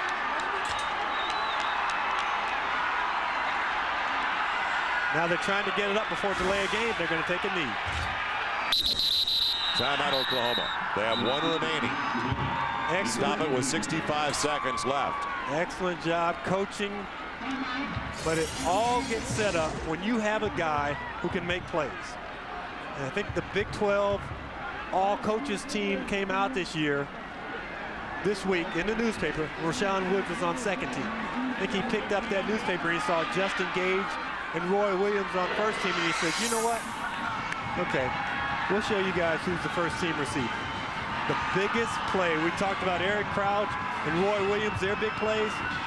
This, you know, everybody was talking about, can we send 3 Big 12 teams to the Bowl Championship Series? You know what, fellas? It's not going to happen because Nebraska is going down out that picture. So is Oklahoma going down out that picture. Up goes Texas, though. Texas moves up around maybe that 4 slot. They took care of Texas A&M before a record crowd of 88,000 at Kyle Field, largest ever watch a football game in the state of Texas. Another knee coming. And Lewis, or Megan Fields rather, smart to go back a couple of extra yards, take a couple of extra seconds. And Oklahoma is out of timeouts.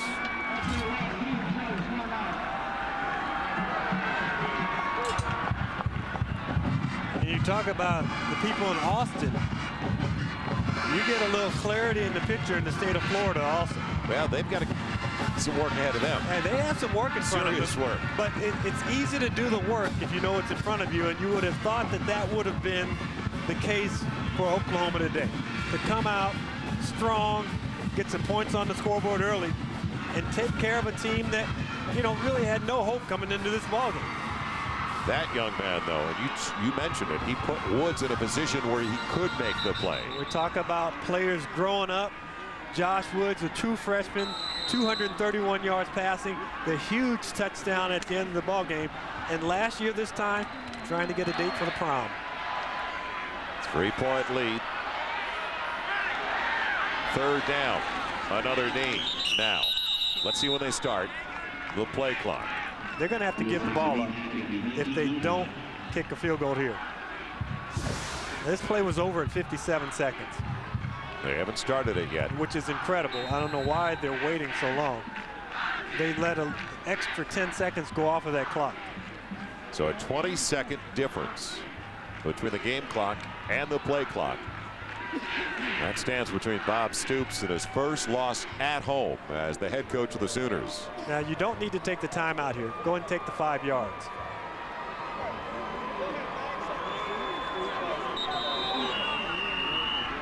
They use the timeout. And I think Stoops lost a second there. It should be 21 seconds on the clock. Because it was 45 when the play started. And if 25 seconds have run off the clock, that means that you use 25 seconds, it would be a delayed game. Late afternoon chill. And tough if you're a Sooner fan right now. Darkness settling in. An unaccustomed position for Stoops and his staff. It'll be a second loss this season. 10-2 record. You know, in the headlines of the newspaper today, they were talking about a rare season where they get to win 11 regular season games. It was a foregone conclusion. I watched one of the little local sports shows on Fox Sports Net, and the local writers from the Stillwater area and the Norman area were all conceding this ball game to the Sooners. Well, I forgot to tell the players that. 19 straight overalls, 17 under Bob Stoops. Now, they won't go for the field goal.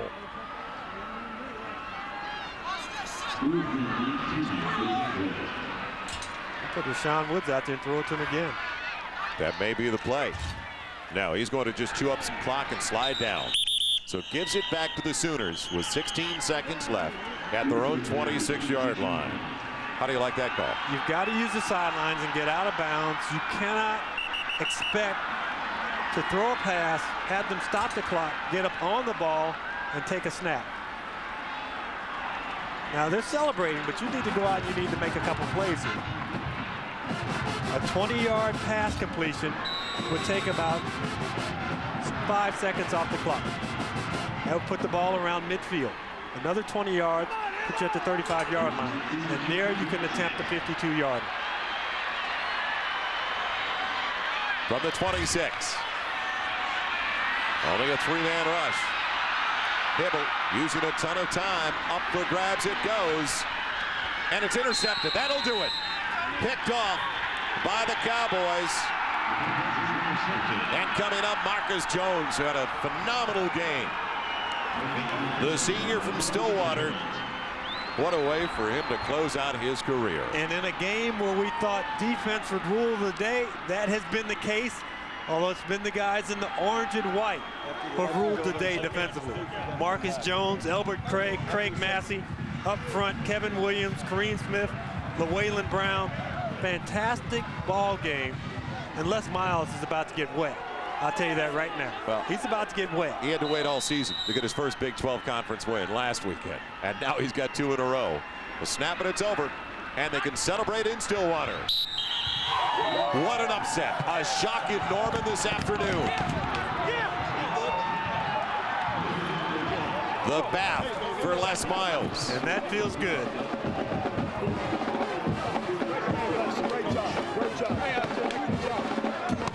Great defensive battle between 2 solid coaches.